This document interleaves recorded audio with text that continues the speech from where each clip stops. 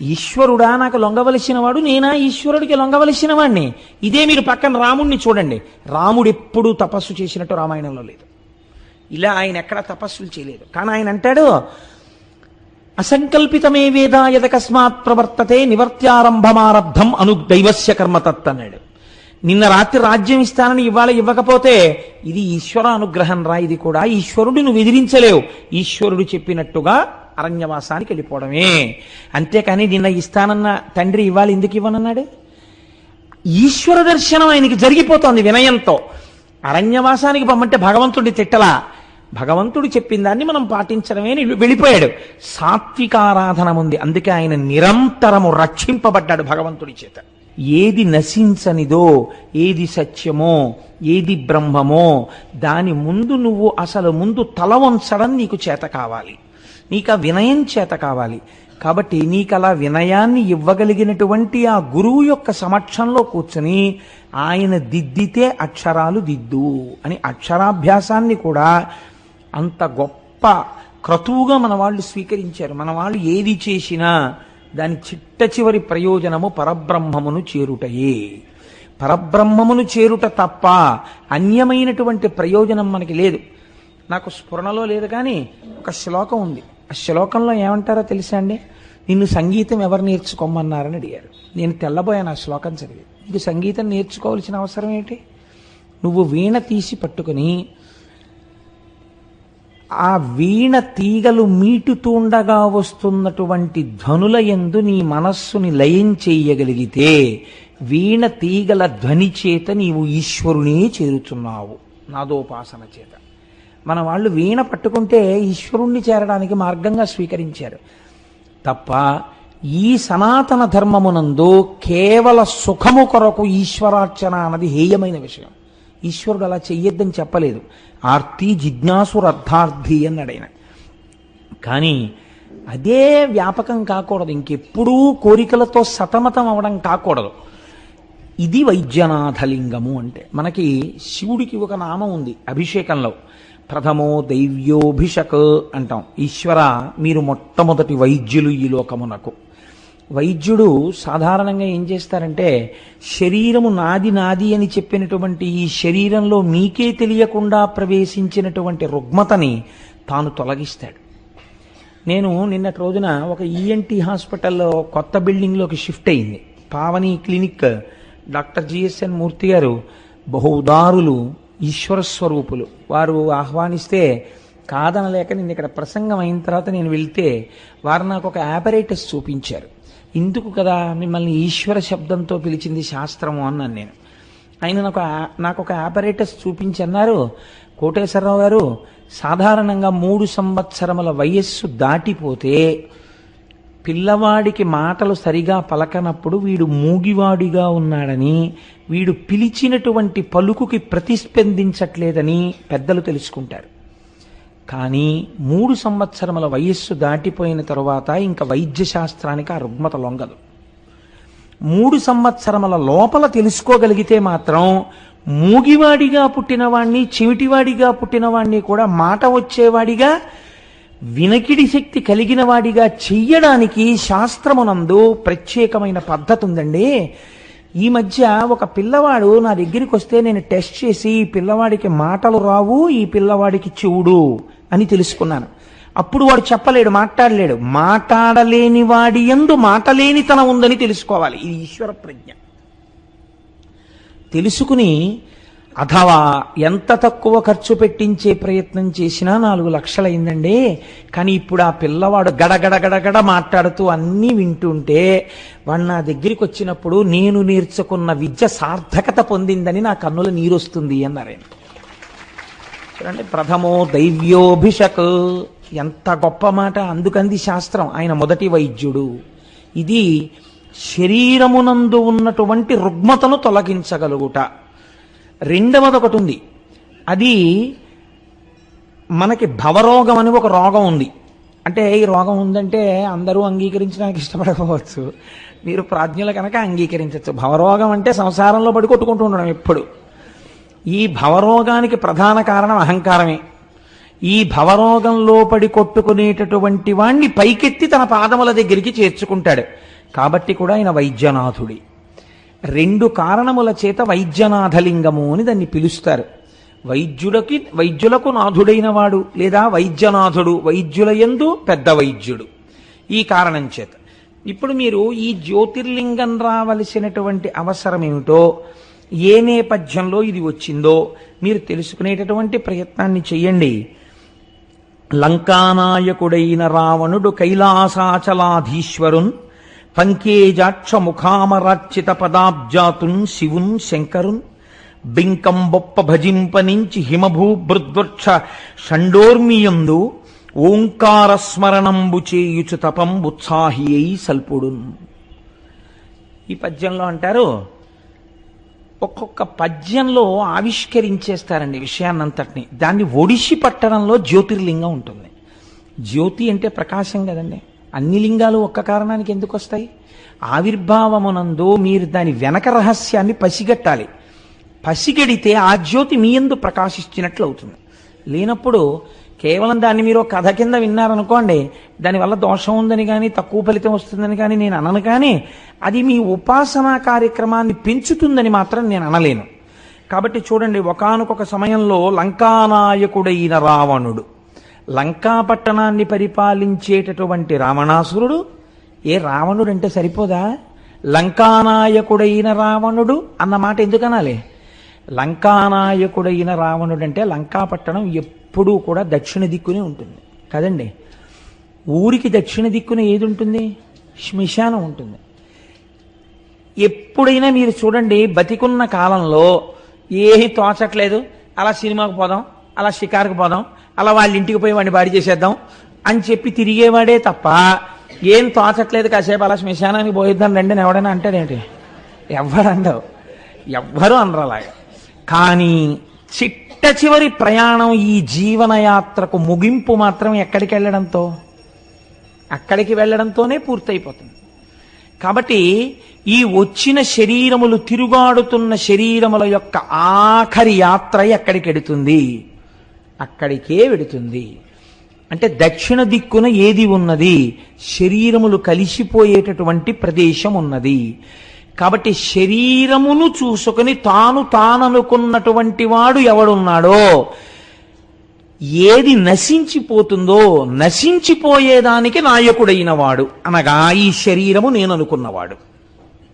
అంటే అన్యాపదేశంగా అజ్ఞానమునందున్నవాడు. అజ్ఞానమునందున్నవాడు అనడానికి ఆయన చదువుకోలేదా? అద్భుతంగా చదువుకున్నాడు, వేదం చదువుకున్నాడు, సంధ్యావందనం చేస్తాడు, త్రికాల సంధ్యావందనం, లింగార్చన చేస్తాడు. చదువుకోకపోవడం ఏంటండి? ఆయన చదువుకోలేదు అని మీరు సర్టిఫికెట్ ఇస్తే ఎలా చెల్లుతుంది? నేను చెప్తున్నాను, ఆయన త్రికాల సంధ్యావందనం చేశాడు, వేదం చదువుకున్నాడు, ఘన జట చెప్పాడు, లింగార్చన చేస్తాడు. మరి ఈ చదువు కాదా? ఒక స్థాయి ఎందు కాదు. ఎందుకు కాదు మీరు తెలుసుకుంటే మీ ఉపాసనని దిద్దుతుంది ఇప్పుడు ఈ జ్యోతిర్లింగం. కాబట్టి ఇప్పుడు లంకానాయకుడైన రావణుడికి ఏం బుద్ధి పుట్టింది అంటే అజ్ఞానంతో ఉన్నవాడు కదా.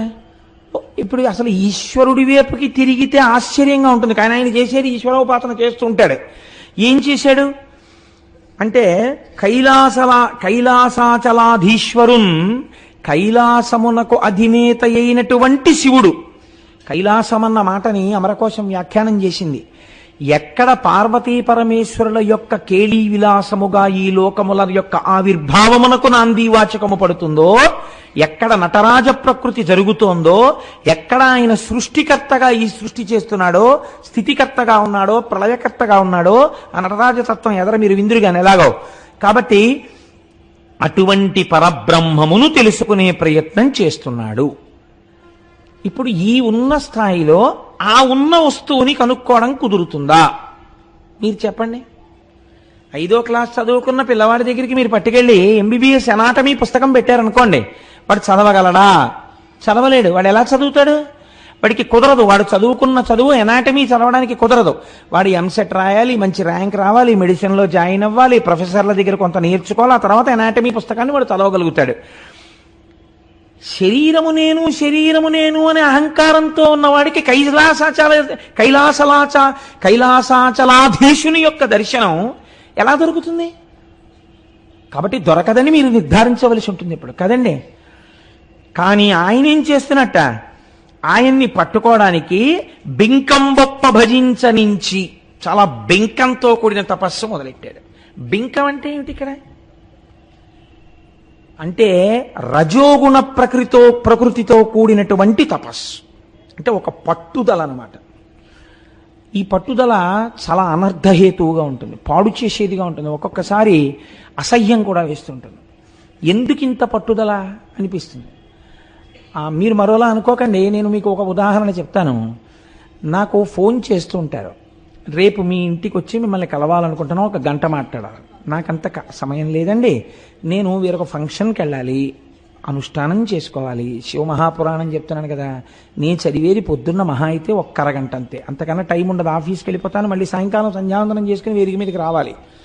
అందుకని నేను మాట్లాడలేనండి గంట సేపు అన్నాం అనుకోండి. రేపు అంటే శివమహాపురాణం 40 రోజులు ఉంటుందండి అన్నాం అనుకోండి. మీరు ఉపన్యాసం చెప్పొచ్చేశాక తెల్లవారకట 4 గంటలకు లేచిన వాడిని రాత్రి 11 గంటలకు అలసిపోనండి, పడుకోవాలి. అప్పుడు ఏం మాట్లాడగలను?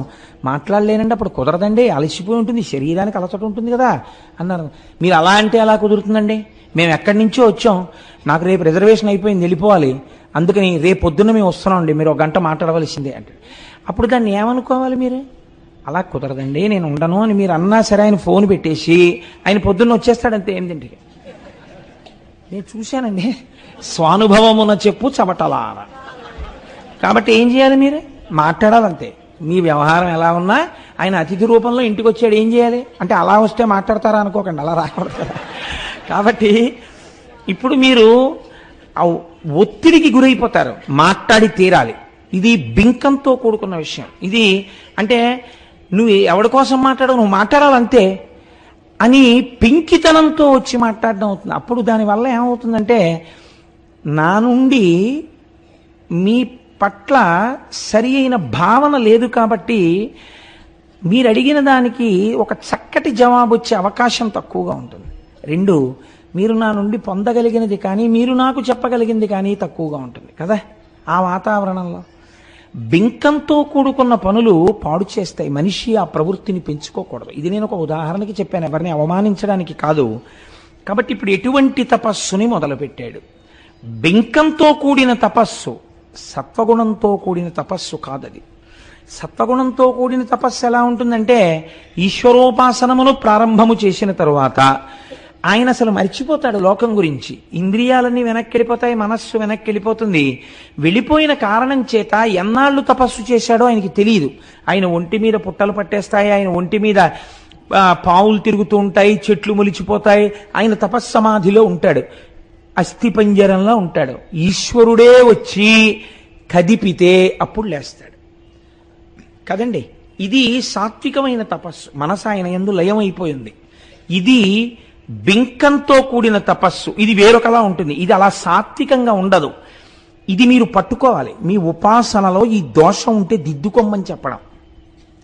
ఇప్పుడు ఏమైంది అంటే, అలా తపస్సు ఓంకారముతో ప్రణవాన్ని అనుసంధానం చేస్తున్నాడు. మనకి ప్రణవోపాసన గురించినటువంటి విషయాలు కొన్ని ఉన్నాయి. నేను మీకు ఒక పరమ సత్యాన్ని ఆవిష్కరిస్తున్నాను. ప్రణవము చిన్నపిల్లలు చేయరాదు. ఇవాళ రేపో పిల్లలతో కూడా ఓంకారం చేయిస్తున్నారు. ఓంకారమును చిన్నపిల్లలు చేయరాదు. ప్రణవం వైరాగ్యాన్నిచ్చి మోక్షపదం వైపుగా నడుపుతుంది. అందుకని దానికి తగినట్టుగా తెలుసుకోకుండా ప్రణవోపాసన ఎవరు పడితే వాళ్ళు చెయ్యడానికి అధికారము లేదు. ఇప్పుడు చేసే తపస్సులో బింకం ఉంది, రజోగుణం ఉంది. అనుసంధానం ప్రణవంతో జరుగుతోంది. ప్రణవంతో తపస్సు చేస్తున్నాడు, ఓంకారంతో. ఏమైంది? అది ఈశ్వరుణ్ణి కదపలేకపోయింది, రాలేదు పరమేశ్వరుడు. ఎందుకని? ఎక్కడుంది దోషం? ఈశ్వరుడి యందుందా, తపస్సు యందుందా? తపస్సు యందుంది. ఇప్పుడు ఆయన ఏం చేశాడు? రజోగుణంతో ప్రారంభమైన తపస్సు కదండి, అది సత్వగుణంతో ఉన్న తపస్సు కాదు. అది అలక, ఈశ్వరుడి మీద కూడా అలక. ఎవడి కోసం రావు నువ్వు? రాకపోతే ఏం చేస్తానో తెలుసా? చిరకాలము దానవునకు హరుడగు పడకున్న శిరసులు 6 అంటే 6 9 నరికి హవనంబోనర్చెను పరమేశ్వరుడప్పుడు కృపన్ కనకున్నన్. 9 తలలు తెంపడానికి 10వ తల ఆధారమైంది. 10వ తల ఉంటే కదండి 9 తెగుతున్నాయని చెప్పడానికి. 9 తెంపేస్తున్నాను అని చెప్పడానికి బుద్ధిస్థానమైన తలకాయ ఒకటి ఉండాలి. అందులో ఒకటి ఉంచుకున్నాడు. ఈశ్వరుడు కనపడలేదని అక్కసు వచ్చింది. ఇప్పుడు అదేమిటండి, ఈశ్వరుడి మీద అక్కసేమిటి కనపడకపోతే? అందుకని 9 తలకాయలు కోసేసుకున్నాడు. కోసేసుకుని ఏం చేశాడు? అగ్నిహోత్రమనందు వ్రేల్చాడు. అయితే ఆ కోటేశ్వరారు మీరు అలా ఎందుకు మాట్లాడుతున్నారు? అది భక్తి యందు వ్యగ్రతగా మీరు ఎందుకు చెప్పలేకపోతున్నారు ఈ విషయాన్ని అని మీరు నన్ను అడగచ్చు. ఇక్కడ నేను మీకు ఒక విషయాన్ని ఆవిష్కరించకపోతే నేను ఈ జ్యోతిర్లింగం గురించి మీకు నేను సరిగ్గా చెప్పిన వాడను కాని వాడిని అవుతాను. ఈయన చదువుకోకపోతే ఈయనకి తపస్సు చేత ఈశ్వరుణ్ణి ప్రత్యక్షము చేసుకోవచ్చునన్న విషయం ఎలా తెలిసిందండి? అంటే చదువుకున్నాడు. భగవంతుడన్నవాడొకడున్నాడు, వాడి అనుగ్రహము చేత సాధింపరానిది లేదన్న విషయం ఆయనకి ఎరుకలో ఉంది. కాబట్టి ఇప్పుడు ఆయన దేని కొరకు తపస్సు మొదలుపెట్టాడు? ఆయన అడిగే వరకు మీకు తెలియదు, నాకు తెలియదు. తెలిసిన్నట్టు ఉండకండి, తెలియదనే అనుకోండి. మీకు నాకు తెలియదు ఇంకా ఏం అడుగుతాడో. కానీ ఆయన చదువుకున్నవాడు, వేదం తెలుసు. వేదం ఏం చెప్తోంది? బ్రహ్మచారి, గృహస్థు వీళ్ళిద్దరినీ అగ్నికార్యం చెయ్యమని చెప్పింది, సంధ్యావందనం చేయమని చెప్పింది. వీళ్ళిద్దరూ ఎందుకు సంధ్యావందనం చెయ్యాలి అంటే, బాహ్యమునందు అన్నారు ఏదో మందేహులు అన్న రాక్షసులు ఉంటారు, వాళ్ళు సూర్యోదయం కాకుండా అడ్డుపడుతుంటారు, నువ్వు అర్ఘ్యం ఇవ్వాలి, అర్ఘ్యం ఇస్తే ఈ అర్ఘ్యం ఇచ్చినటువంటి జలముల యొక్క పవిత్రత చేత వాళ్ళు పక్కకి తొలగుతారు, సూర్యోదయం జరుగుతుంది అన్నారు. ఆంతరమునందు దాని రహస్యం ఏమిటి? ఎప్పటికప్పుడు ప్రతి పావు గంటకి ప్రతి అరగంటకి నీలోకి రాక్షస ప్రవేశం జరిగిపోతుంటుంది. నువ్వు బయట ఉన్నటువంటి వాళ్ళ నడువడి చేత నువ్వు ప్రతిస్పందన పొందుతుంటావు. నీలోకి కామము, క్రోధము వచ్చేస్తుంటాయి. వీటిని తుడుస్తూ ఉండాలి, చిత్తశుద్ధి ఏర్పడుతుండాలి భగవంతుడు ఉండడానికి. ఈ చిత్తశుద్ధిని ఏర్పరచుకోవడానికి నువ్వు ప్రశాంతంగా కూర్చుని, అందుకే పూర్వం ఆలయాలు కడితే సంధ్యావందన మంటపాలు ఉండేవి. సాయంకాలం గుళ్ళోకి వెళ్ళారనుకోండి మీరు, అది చాలా పెద్ద గుడి అనుకోండి, ముందు ఏం చేసేవారంటే కోనేట్లో స్నానం చేసి అక్కడికి వచ్చి కూర్చుని సంధ్యావందనం చేసుకుని ముందు తర్వాత దేవాలయంలోకి వెళ్ళేవారు. సంధ్యావందనం వదిలిపెట్టడానికి వీల్లేదు. కాబట్టి ఇప్పుడు సంధ్యావందనం ఎందుకు? అర్ఘ్యజలాన్ని విడిచిపెట్టి గాయత్రిని ఉపాసన చేసి ప్రచోదయాత్ ప్రచోదయాత్ ప్రచోదయాత్ అని అడుగుతూ నిశ్చయాత్మకమైన బుద్ధి చేత చిత్తశుద్ధిని ఏర్పరచుకొని చిత్తమునందు ఈశ్వరుడు కూర్చోడానికి తగినటువంటి శుభ్రతతో కూడినటువంటి స్థానమును మీరు సిద్ధం చెయ్యడానికి ఈ ఉపాసనా క్రతు అన్నది ఏర్పడింది. 48 సంస్కారములతో పూర్తి కావాలి. కాబట్టి జీవితం ప్రతిరోజు అథవా దర్భనైనా అగ్నిహోత్రమనందు వ్రేల్చాలని చెప్పింది. రోజు అగ్నికార్యం చేసి దర్భని వేస్తాడు. చిట్ట చివర ఏది దర్భగా అయిపోతుంది అంటే, ఆయనని తెలుసుకోవడం కోసమని బ్రహ్మచర్యమునందు గృహస్థాశ్రమమునందుండి ప్రతి క్షణం పరమేశ్వర దర్శనానికి యోగ్యంగా ఈ శరీరాన్ని తయారు చేసుకుంటూ చిట్ట చివర దీని చేత ఈశ్వర దర్శనమును పొంది, అలా పొందడానికి దీన్ని ఋతుమంతంగా మార్చుకుని, అందుకని సత్యం తత్తేన పరిశించామి ఋతం త్వా సత్యేన పరిశించామి అంటాడు భోజనం చేసేటప్పుడు. పరిశేచనంలో పరిశేచనం చేసి భోజనం వదిలిపెట్టేశాడు అనుకోండి, మహాదోషం. అందుకే అలా లేవకండి విస్తర దగ్గర నుంచి అవపోసన పట్టి లేచిపోతున్నారు ఏమిటంటారు. అంటే ఏమిటి దాని అర్థం? అంటే మీరు ఈ శరీరంతో దేని కొరకు వచ్చారో ఆ ఉపాసన చేసి ఈశ్వరుణ్ణి తెలుసుకోవాలి. అంతేగాని పరిశేచనం చేసి భోజనం వదిలేసినట్టు ఇందులోకి వచ్చి కామక్రోధాలతో తిరుగుడానికి ఇది కాదు కదా. దీంతో ఈశ్వరుణ్ణి తెలుసుకోవడానికి శరీరం అద్యంకులకి ఇది ధర్మసాధనం. కానీ ధర్మసాధనమైన శరీరాన్ని కామక్రోధాదుల కొరకు ఉపయోగించి ఆ అక్క చెల్లెళ్ళకి నివాసం చేసి నువ్వు ఈశ్వరుణ్ణి తెలుసుకోవడంలో భంగపాటుకు గురైపోతున్నావు. అప్పుడు ఏమైంది? ఇంకొకడు తీసుకెళ్లి కాలుస్తున్నాడు ఈ శరీరాన్ని. కాదు, దాని రహస్యం అది కాదు అసలు. చిట్ట చివర ప్రతిరోజు నువ్వు ఒక దర్భని అగ్నిహోత్రంలో ఎలా వ్రేల్చావో అలా ఆఖరణ ఈశ్వరుణ్ణి తెలుసుకున్న ఈ శరీరము కూడా, అందుకే నీతిని కుమ్మరించేవారు, ఈ శరీరాన్ని కూడా అగ్నిహోత్రమనందు ఒక దర్భగా వేసేసేవారు. అంటే ఇది కూడా తెలుసుకున్నది. ఏ అగ్నిహోత్రం చేశాడో ఆ అగ్నిహోత్రము చేత చిత్తశుద్ధితో ఈశ్వరుణ్ణి తెలుసుకుని కపాలమోక్షాన్ని పొంది ఆయన ఈశ్వరుణ్ణి చేరిపోయాడు. ఆయన జీవితాన్ని అగ్నిహోత్రంలో దర్భలా వాడినట్టు ఈ శరీరము కూడా అగ్నిహోత్రములో దర్భగా పడిపోతోందని పడేస్తాడు. ఇలా నువ్వు వెళ్ళు మర్యాదతో అని శాస్త్రం చెప్పింది. కానీ చిత్రం ఏం జరుగుతోంది? మనం అలా అగ్నిహోత్రంలో శరీరం పడేటట్టుగా ప్రవర్తించడం మానేసి రజోగుణ ప్రకోపంతో తమోగుణ ప్రకోపంతో ఈశ్వరుడు నాకెందుకు లొంగడని తలలు కోస్తున్నాడు. ఇప్పుడు సాత్విక ఆరాధనమా రజోగుణ భూయిష్టమైన ఆరాధనమా? ఇప్పుడు చెప్పండి నాకు. అది కాదు. కాదు కాబట్టి ఏది లేదు దాని యందు వినయము లేదు.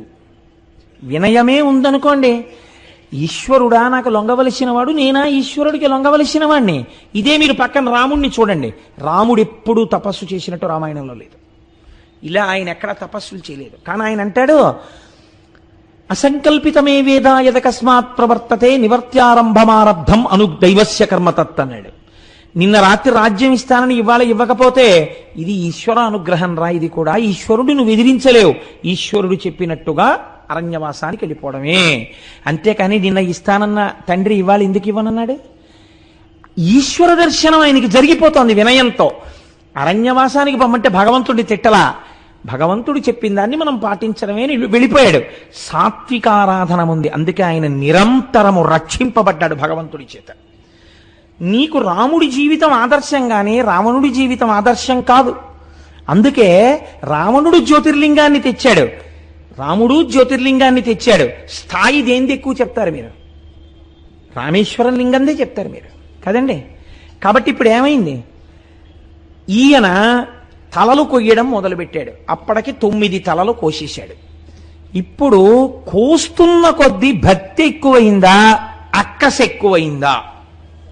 అక్కసే ఎక్కువైంది. ఎందుకు ఎక్కువైంది? వినయము లేదు. వినయము లేని చదువు దేశమును నాశనం చేస్తుంది. మనం చదువు కొంటున్నామేమో కానీ ఇవాళ చదువు కొనట్లేదు. అసలు విద్యార్థులకు వినయమును బోధించినటువంటి విద్యాలయములు ఈనాడు లేవు. ఏమైనా ఉంటే ఫీజు కట్టనందుకు పిల్లవాణ్ణి అంతమంది పిల్లలు చూస్తుండగా గేటు బయట నిలబెట్టినటువంటి పాపభూయిష్టమైనటువంటి స్కూళ్ళున్నాయేమో తప్ప అసలు నిజంగా పిల్లలకి ముందు వినయం నేర్పాలని వినయం నేర్పేటటువంటి పాఠశాలలు ఎన్నున్నాయి? వినయము లేనటువంటి సంధ్యావందనం ఎలా ఉంటుందో, వినయం లేనటువంటి అగ్నికార్యం ఎలా ఉంటుందో అలా ఉంది వాడు చేసిన తపస్సు. హెచ్చరిక ఎక్కడిదో తెలుసా అండి? మీరు సంధ్యావందనానికి కూర్చున్నప్పుడు కనీసంలో కనీసం మిగిలిన పూజ మాట ఎలా ఉన్నా సంధ్యావందనమేమేం చెయ్యమండి అన్నారనుకోండి, అంతటి మహాత్ముల గురించి నేను మాట్లాడటం లేదు. నేను మాట్లాడేది సంధ్యావందనం కనీసం చేసేవాళ్ళ గురించి. సంధ్యావందనం చేస్తున్నానన్నవాడికి కొన్ని లక్షణాలు ఉండాలి. వాడు స్థిరంగా కూర్చోవాలి. చేసే 10 నిమిషాలో 11 నిమిషాలో ప్రశాంత చిత్తుడై కూర్చోవాలి సంధ్యావందనానికి. అంతేకాని నీళ్లు ఎగరేయడం, అర్ఘ్యం పేరు చెప్పి ఉద్ధరిణితో ఇలా అంటూ ఉండడం, పిచ్చి పిచ్చి పనులు ఏమిటి? అదే అర్ఘ్యం ఇవ్వడం. అర్ఘ్యం ఇవ్వడానికి ఒక మర్యాద ఉంది. నువ్వు అనుభవించి అర్ఘ్యం ఇయ్యి జాగ్రత్తగాను. నువ్వు ఎటువంటి దేవతలకు అర్ఘ్యం ఇస్తున్నావు, ఎటువంటి వారిని లోపలికి తీసుకుంటున్నావు, దాన్ని నువ్వు మనస్సులో బాగా నాటుకుని చెయ్యాలి. చేసి ఆ చేసిన అందుకే గాయత్రి లెక్క పెట్టవద్దు అని చెప్పింది శాస్త్రం. కణుపుల మీద కాని, వేళ్ల చేత కాని, మాల చేత కాని గాయత్రి లెక్క పెట్టవద్దు. ఎందుకని? నీకు లెక్కెందుకు? నీ బుద్ధికి ప్రచోదనం కావాలి. 11 మార్లు గాయత్రి చేస్తే కనీసం ఒక 5 నిమిషాలు పడుతుందని నీకు ఎరుక ఉంటే 5 నిమిషాలు కళ్ళు మూసుకుని చేసిన 11 మాటలైనా శ్రద్ధతో చేయ, ధ్యాన శ్లోకంతో. నీ బుద్ధి వికసించి సత్వం మీద కెడుతుంది. కూర్చోవడమే రజోగుణ భూయిష్టంగా అసలు గాయత్రి చెయ్యడం కూడా కోరికలతోటే చేస్తే అది ఎంత హేయముగా ఉంటుంది మీరు ఆలోచించండి. సత్వగుణంతో ఉండాలి పూజకి ప్రారంభం. అలా ఉండకపోతే చాలా దారుణంగా ఉంటాయి ఫలితాలు. కాబట్టి ఇప్పుడు ఏం చేశాడు అంటే, ఈయన ఆశ చేత వశుడైనాడు. రజోగుణ భూయిష్టమైన పూజ ఎందు ఏముంటుంది?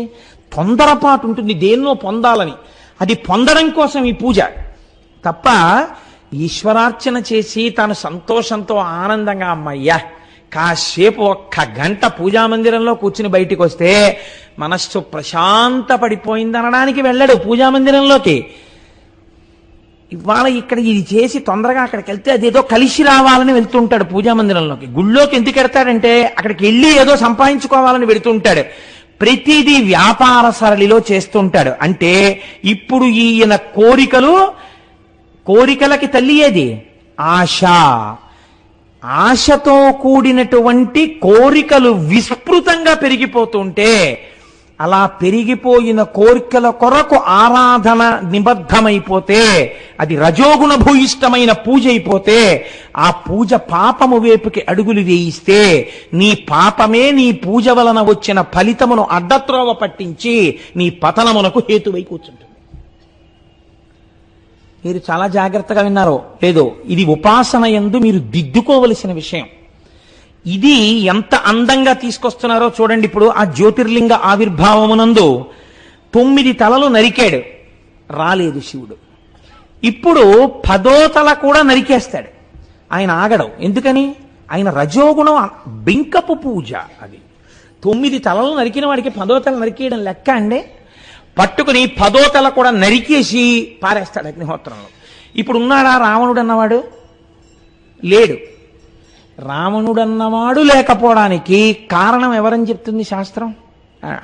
ఆ చుట్టూ ఉన్నవాళ్ళు. ఏమిటో భోళాశంకరుడు అన్నారు, సాంబ సదాశివుడు అన్నాడు, 9 తలలు కోసేశాడండి మావాడు. కొంతమంది ఉపాసనలో ఇలాంటి పొరపాట్లు చేస్తుంటారు. అది పూజ అనుకుని ఇలాంటి తప్పు పనులు చేస్తుంటారు. అలా చేయకూడదు. పూజ సాత్వికంగా ఉండాలి. కాబట్టి చూడండి, ఇప్పుడు 9 తలలు నరికేసి 10వ తల కూడా నరుక్కుంటున్నాడు. ఇప్పుడు ఈశ్వరుడు ఎటువంటి వాడు? సర్వజ్ఞుడు. వీడిని అడ్డు పెట్టే లోకానికి ఇటువంటి పూజలు ఎంత ప్రమాదకరమో నేను తెలియచెప్పాలి. కాబట్టి ఇప్పుడు వాడిని ఏ పని చేయడం వరకు ఆయన చూస్తున్నాడు? 10వ తల కూడా తెంపుకోవడం వరకు చూస్తాడు, తెగనివ్వడు. ఈ తుంచుకునే తలకాయలు, ముక్కులు కోసుకోవడాలు, చెవులు కోసుకోవడాలు, ఇలాంటివి ఎంత పిచ్చ పనిలో ఉపాసనలో చూడండి ఎంత దగ్గరికి ఎడుతోందో అది. అంతం తక్కిన మస్తకంబునసితోనంతంబు నొందింప, మిగిలిపోయిన ఒక్క తలకాయని కూడా కోసేయడం కోసమని కత్తి పైకెత్తి ఆ కంఠం మీద వేస్తున్నాడు. నిశ్చింతంబోన శివుండు దారసిలె వచ్చెన్. ఇహ రాడు భగవంతుడు. అంటే ఏంటి? తను పిలిస్తే వచ్చేయాలి. అంతేకాని ఆయన వచ్చే వరకు నా ఉపాసనలో దోషం ఉంది, నేను తప్పించాలంట లేదు. ఆయన రాలేదు, తెంపేస్తాను తలకాయ. ఇప్పుడు శంకరుడు వచ్చాడు. ఇప్పుడు వచ్చింది ఎలా ఉంటుందంటే వద్దంటే వచ్చినట్టు ఉంటుంది కదా. కాబట్టి నిశ్చింతంబూన శివుండు దారశిల వచ్చెన్ పూర్వభంగిన్ తలం సంతోషంబున శంకరుండడుగు మిచ్చన్ కూర్తునాన్. ఆయన ఎప్పుడైతే వచ్చి ఎదురుగుండా నిలబడ్డాడో మళ్ళీ 10 తలకాయలు మొలిచి. వాడిని అలా ఉంచడం కదా ఆయనకి కావలసింది. 10 తలకాయలున్నా బుర్రకాయ లేనివాడు, అసలు బుర్రకాయ లేదు వీడికి. ఇది ఆయన చెప్పవలసింది. కాబట్టి 10 తలకాయలు మొలిపించాడు. ఎందుకు? ఆ పనికి మేలిన తలకాయలు. కాబట్టి 10 తలకాయలు మొలిచాయి. మొలిచిన తర్వాత ఆయన అన్నాడు, ఏమిటి కావాలి నీకు? ఎందుకు చేశావు ఇంత ఘోరమైన తపస్సు? దైత్యుడత్యంతంబున్ బలమిచ్చి 7 గడవై అస్మత్పురించేరుమా. వాడు 2 కోరికలు కోరాడు. అత్యంతం బలమిచ్చి, నాకు విపరీతమైన బలం కావాలి. దేనికి ఉంటుంది బలం? శరీరానికి ఉంటుంది. జవం దేనికి ఉంటుంది? మనస్సుకుంటుంది. మనోజవం మరుతతుల్య వేగం అని స్వామి హనుమని చెప్తాం. వాడిప్పుడు తన ఉపాసన యందు దోషం చూసుకోవట్లేదు. ఈశ్వరుణ్ణి రప్పించానా లేదా? ఇంకో ఆకు తొడిగింది ఈ రజోగుణ భూయిష్టమైన ఉపాసన. అందులోంచి ఇంకో వెర్రి కోరిక పుట్టింది. ఏమిటో తెలుసా అండి? నాకు విపరీతమైన బలం కావాలి. ఎందుకు? ఆ బలం ఏం చేస్తావు? శరీర బలంతో అంటే అందరినీ ఓడిస్తాను. ఓడిచ్చి ఏం చేస్తావు? అన్ని భోగాలు అనుభవిస్తాను. నన్ను ఎవడు అనేవాడు లేడుగా. అందుకని నా కంటికి ఏది నచ్చితే దాన్ని ఎత్తుకొచ్చి నాదిగా అనుభవిస్తాను. అంటే ఇప్పుడు ఇలా మొదలైన పూజ ఎంత భ్రష్టత్వం వైపుకు వెళ్ళడానికి బీజాలు వేస్తోందో చూడండి. కాబట్టి ఉపాసన అన్నది ఎంత సాత్వికంగా ఉండాలో మీరు ఆలోచించండి. కాబట్టి ఇప్పుడు ఏం చేశాడు? నాకు విపరీతమైనటువంటి బలం కావాలి. పోను ఊరుకున్నాడా? అడగమన్నావుగా, ఇక్కడేం చేస్తావు, నువ్వు పద లంకలోకి రా అన్నాడు. వచ్చి శంకరుణ్ణి లంకలో కూర్చోమన్నాడు. అక్కడ కూర్చుంటే అస్తమానం వచ్చి ఇలా తపస్సు చేస్తానేంటి, అక్కడ కూర్చుంటే అక్కడే పూజ చేస్తుంటాను. నేను నాకేమైనా కావాలనిపించింది అనుకో, మళ్ళీ నిన్ను అడుగుతూ ఉంటాను, ఇద్దుగాని. ఇది వాడి ఉద్దేశం. గుండి మింగేవాడు ఓడుంటే గుళ్ళో లింగాన్ని మింగేవాడు ఓడుంటాడంటారు చూసారా? వీడి అతి తెలివితేటలు, వీడి బుద్ధి వ్యగ్రత, వీడి రజోగుణ సంపర్కం ఎలా ఉంటాయో చూడండి. శివుడు నిజంగా ఇలాంటి వాళ్ళని చూసి ఏమనాలండి? లోకంలో ఉపాసన ఉపాసన ఉపాసన అని పేరు చెప్పి ఇలాంటి వెర్రితలలతో పూజలు చేసే వాళ్ళని నేను ఇంతమందిని చూశాను అందామంటే నాకు గట్టిగా పట్టుకోవడానికి వెంట్రుకలు లేవు. వచ్చిన బాధ అంటే నాకు ఈ స్వానుభవం ఎందుకు వస్తుందో తెలుసా అండి? అస్తమానం ఎవరోళ్ళు వస్తుండడం, వాళ్ళ ఆరాధనా విధానాల గురించి, వాళ్ళ కోరికల గురించి, వాళ్ళ వ్యగ్రతతో కూడిన పూజల గురించి చెప్తుంటే నారాయణ వీళ్ళకి అసలు ఇలాంటి ఆలోచనలు ఎందుకు వస్తాయిరా అనిపిస్తుంటుంది. అంత విచిత్రంగా ఉంటుంది లోకంలో. అసలు ఈ ఉపాసన అన్నది ఇందుకొరకా వచ్చింది, ఇలా చెయ్యొచ్చా అన్న ఆలోచన కూడా ఉండదు చాలా మందికి. సరే, అవన్నీ సభాముఖంగా నేను చెప్తే వీడికి ఇదే పనిలో ఉంది, వీడి విన్నవన్నీ ఇలా చెప్తుంటే అలా సభలో అనుకుంటారు. అందుకని అక్కడికి వదిలేయండి. కాబట్టి ఇప్పుడు నువ్వు లంకా పట్టణానికి వచ్చేయి అన్నాడు. అంటే ఆయన అన్నాడు, ఇదేమిటి రోయ్, ఏదో ఒంటికి బలం ఇమ్మన్నాడు, బాగానే ఉంది, ఏదో ఇచ్చేస్తాను. నన్నే వచ్చేయమంటున్నాడు లంకా పట్టణానికి. అసలు కడుపు మంటతో ఉన్నాడు ఆయన. ఈ దిక్కుమాలిన ఉపాసన నువ్వునని, నువ్వు లంకకు వచ్చేనా వెనకాలన్నాడు. ఎంత తేలిగ్గా ఉన్నాడో చూడండి వాడికి భగవంతుడు. రజోగుణం కదండి. ఇప్పుడు ఆయన ఉద్దేశం ఏంటి? నువ్వే అన్నావుగా చాలా గొప్ప తపస్సు చేశానని, నేను చెప్పిన మాట విను, రా మా ఇంటికి అంటే ఆయన అన్నాడు, లింగం మందేను వసియింతు, నేను లింగమునందు ఉంటాను రా అబ్బాయి, నేనే రావక్కర్లేదు, శివలింగమునందు నేనే ఉన్నాను. కాబట్టి లీల మెరయన్, నేను అందులోనే ఉంటాను. తెలివితో చేర్పు పురికని, నువ్వు దీన్ని నీ పట్టణానికి తీసుకెళ్ళు, కానీ తెలివి ఉండాలన్నాడు. ఒంటికి బలం ఉంది కానీ మనస్సుకి తెలివేది వాడికి. అదే ఉంటే సత్వగుణంతో ఉంటాడుగా. శివలింగాన్ని శివుణ్ణి తీసుకెళ్ళలేకపోయిన వాణ్ణి ఆయనే ఇదైనప్పుడు ఇది మాత్రం ఎలా వస్తుంది లంకకి? నేను తీసుకెళ్ళగలగని వాణ్ణా? ఆయన రావాలా, నేను తీసుకెళ్లాలా? ఈ బుర్రవాడికి ఉంటే అయితే పట్టుకుపోతానని శివలింగాన్ని పెట్టులో పెట్టేసి ఎందుకు పెట్టిపోతాడు? కాబట్టి తెలివితో నీ పురి చేర్చుకో దీన్ని. దేవుడు అడిగే ఆయన అంతర్ధానం అయిపోయాడు. ఇంకా ఉంటే ఏమంటాడు వీడని.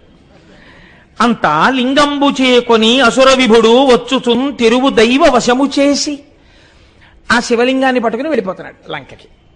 అంటే ఉత్తరక్షణం ఒంటికి బలం వచ్చింది, ప్రవృత్తిలో ఏమైనా మార్పు వచ్చిందా?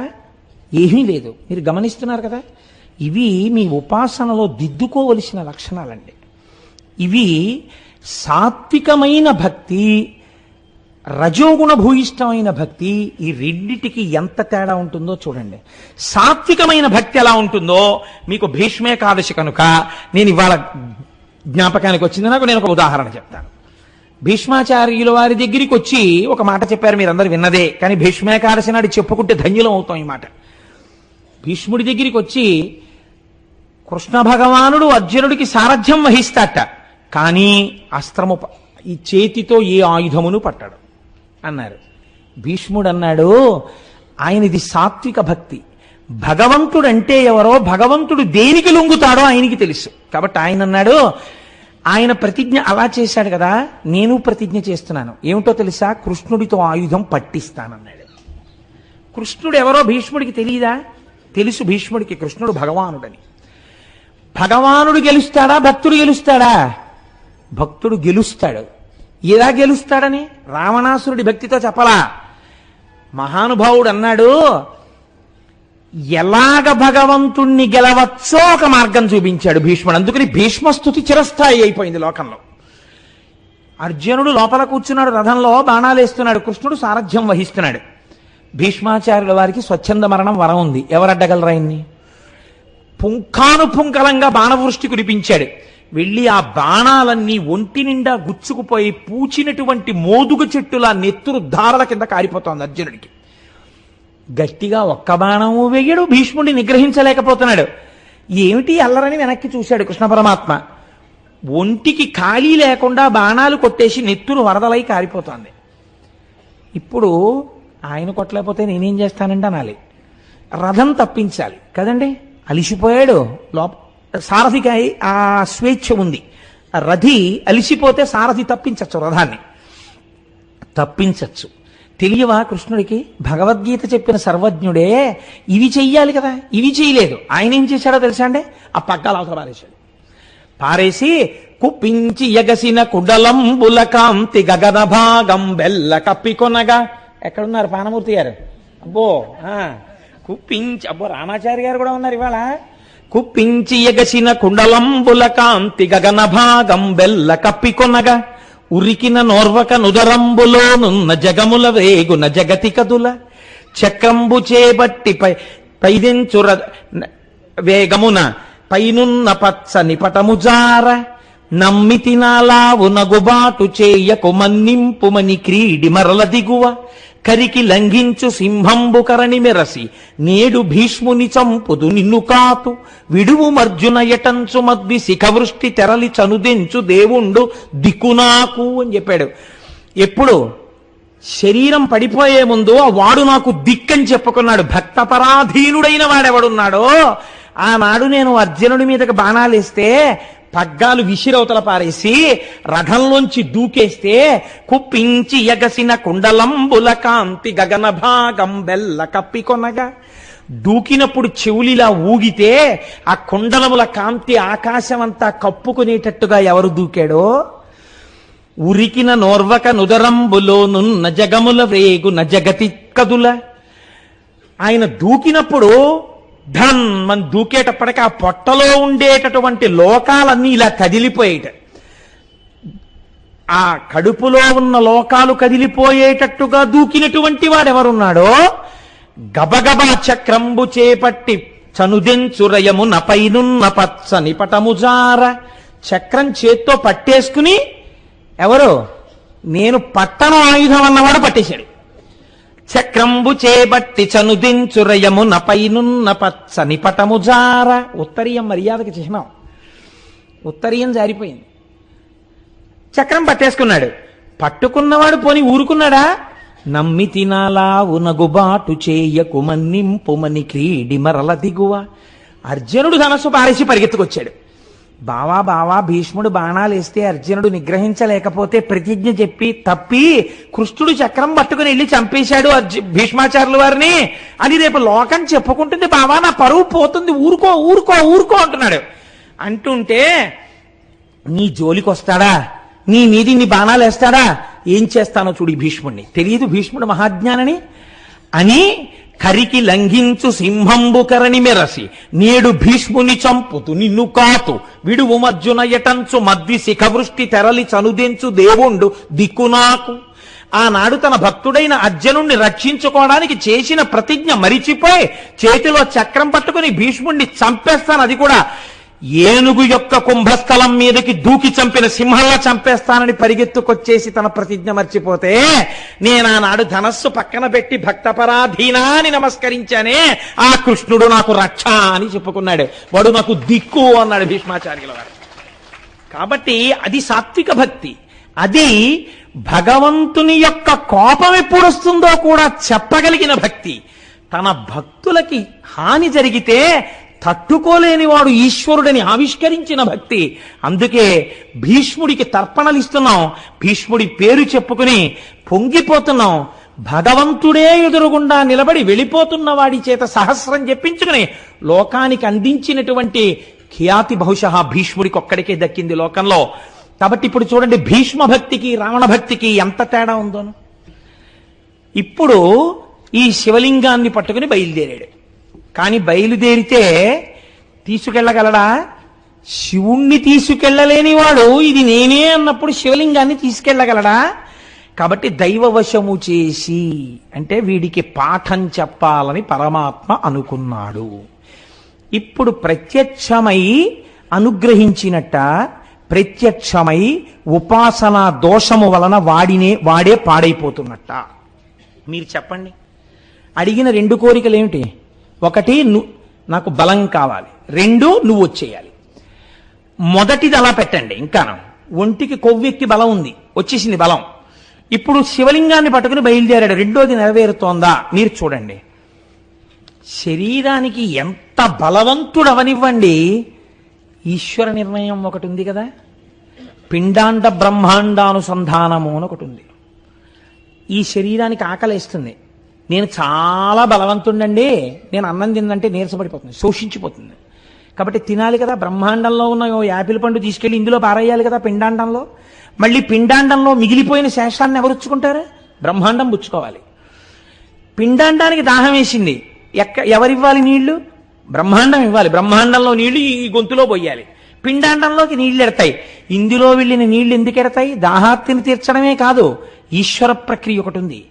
దీనిలో మలినాలు పట్టుకుని ఆ నీళ్లు బయటికి రావాలి. ఎక్కడ విడిచిపెట్టాలి? బ్రహ్మాండంలో విడిచిపెట్టాలి. ఇది ఈశ్వరుడు. గురే, దాహం వేయించినవాడు ఈశ్వరుడు, నీటినిచ్చినవాడు ఈశ్వరుడు, ఇందులో పోసిన నీటిని మళ్ళీ మూత్రముగా మార్చినవాడు ఈశ్వరుడు, బయటికి పంపినవాడు ఈశ్వరుడు, ఈ మూత్రమును పుచ్చుకున్నవాడు ఈశ్వరుడు. ఏమి ఈశ్వరుడు, ఏమి కారుణ్యం అన్ననాడు ఈ వెర్రి కలగదు అసలు కదండి. వాడికి అలా కలగలేదు. కాబట్టి ఈశ్వరానుగ్రహము లుప్తమైతే అవతలవాడు పాడైపోవడానికి ఏ ఒక్కటి చాలు? మూత్రానికి రావడం చాలు. ఎంత చూడండి, ఇంత బలం ఇచ్చాడు, ఏమిటి బాగుపడ్డాడు? మూత్ర విసర్జన చెయ్యవలసిన అవసరం రావణాసురుణ్ణి పాడు చేసేసింది. మీరు చాలా జాగ్రత్తగా పట్టుకోవాలి జ్యోతిర్లింగాన్ని. చూసారా, దేనికి అహంకారం, ఎందుక బింకం, దేనికోసం నువ్వు అల్లరి? అదే నాకు ఈశ్వరుడు తప్ప వేరొకడు లేడన్న వాడి కోసం ఈశ్వరుడు లొంగిపోయాడు. నందనార్ ఏం చదువుకున్నాడు? నందనార్ ఏం తపస్సు చేశాడు? పాలేరు నందనార్. అటువంటి వాడు తిరుప్పంగూరు వెళ్ళాడు. తిరుప్పంగూరు వెడితే కొంతమందికి ఆ రోజుల్లో నందీశ్వరుడి దగ్గర నుంచే దర్శనం. శివలింగం కనపడలేదు. కనపడకపోతే శివుణ్ణి ప్రార్థించాడు, నాకు నందీశ్వరుడు అడ్డొస్తున్నాడు, ఈశ్వరా నువ్వు నాకు దర్శనం అవ్వట్లేదు అని ఆయనకి చెప్పుకుని ఏడ్చాడు. శంకరుడు అన్నాడు, నా భక్తుడు నంది దగ్గర నించుని నన్ను చూడాలనుకుంటున్నాడు, నందీశ్వరా నువ్వు తప్పుకో అన్నాడు. ఆనాడు తప్పుకున్న నంది ఈనాటి వరకు అలాగే ఉంది. తిరుప్పంగూరులో నంది పక్కకి తప్పుకుంది. నందనార్ దర్శనం చేశాడు. భక్తికి ఈశ్వరుడు లొంగిపోయి నందిని పక్కకి పెట్టాడు. ఇక్కడ అహంకరించిన వాడికి మూత్ర విసర్జనావసరము పాడు చేసేసింది జీవితాన్ని. కాబట్టి ఇప్పుడు ఏం చేయవలసి వచ్చింది? శివలింగాన్ని చేత్తో పట్టుకుని మూత్ర విసర్జన చెయ్యలేడు కదా. కాబట్టి మూత్రోత్సర్జనమునకై యాత్రంబుననొక్క వల్లవాంజలినిడ తన్మాత్రాభరమోపక చితాక్షేత్రంబున అతడుంచె శివలింగంబున్. దాని తొందర అటువంటిది. ఎవడో ఒకడు శివలింగం పట్టుకుంటే బాగుండ్రా బాబు, తొందరగా వెళ్ళొచ్చేద్దాం అనుకున్నాడు. అటు చూశాడు, ఇటు చూశాడు, ఎవడో బాగా పట్టుకోగలడా, ఈ శివలింగాన్ని మొయ్యగలడా? వాడికి ఉన్న అహంకారం ఏమిటో తెలుసా అండి? ఇదేమిటి శివలింగం, ఇది శివుడన్న భావన వాడికి లేదు. శివుడు ఏం చెప్పాడు?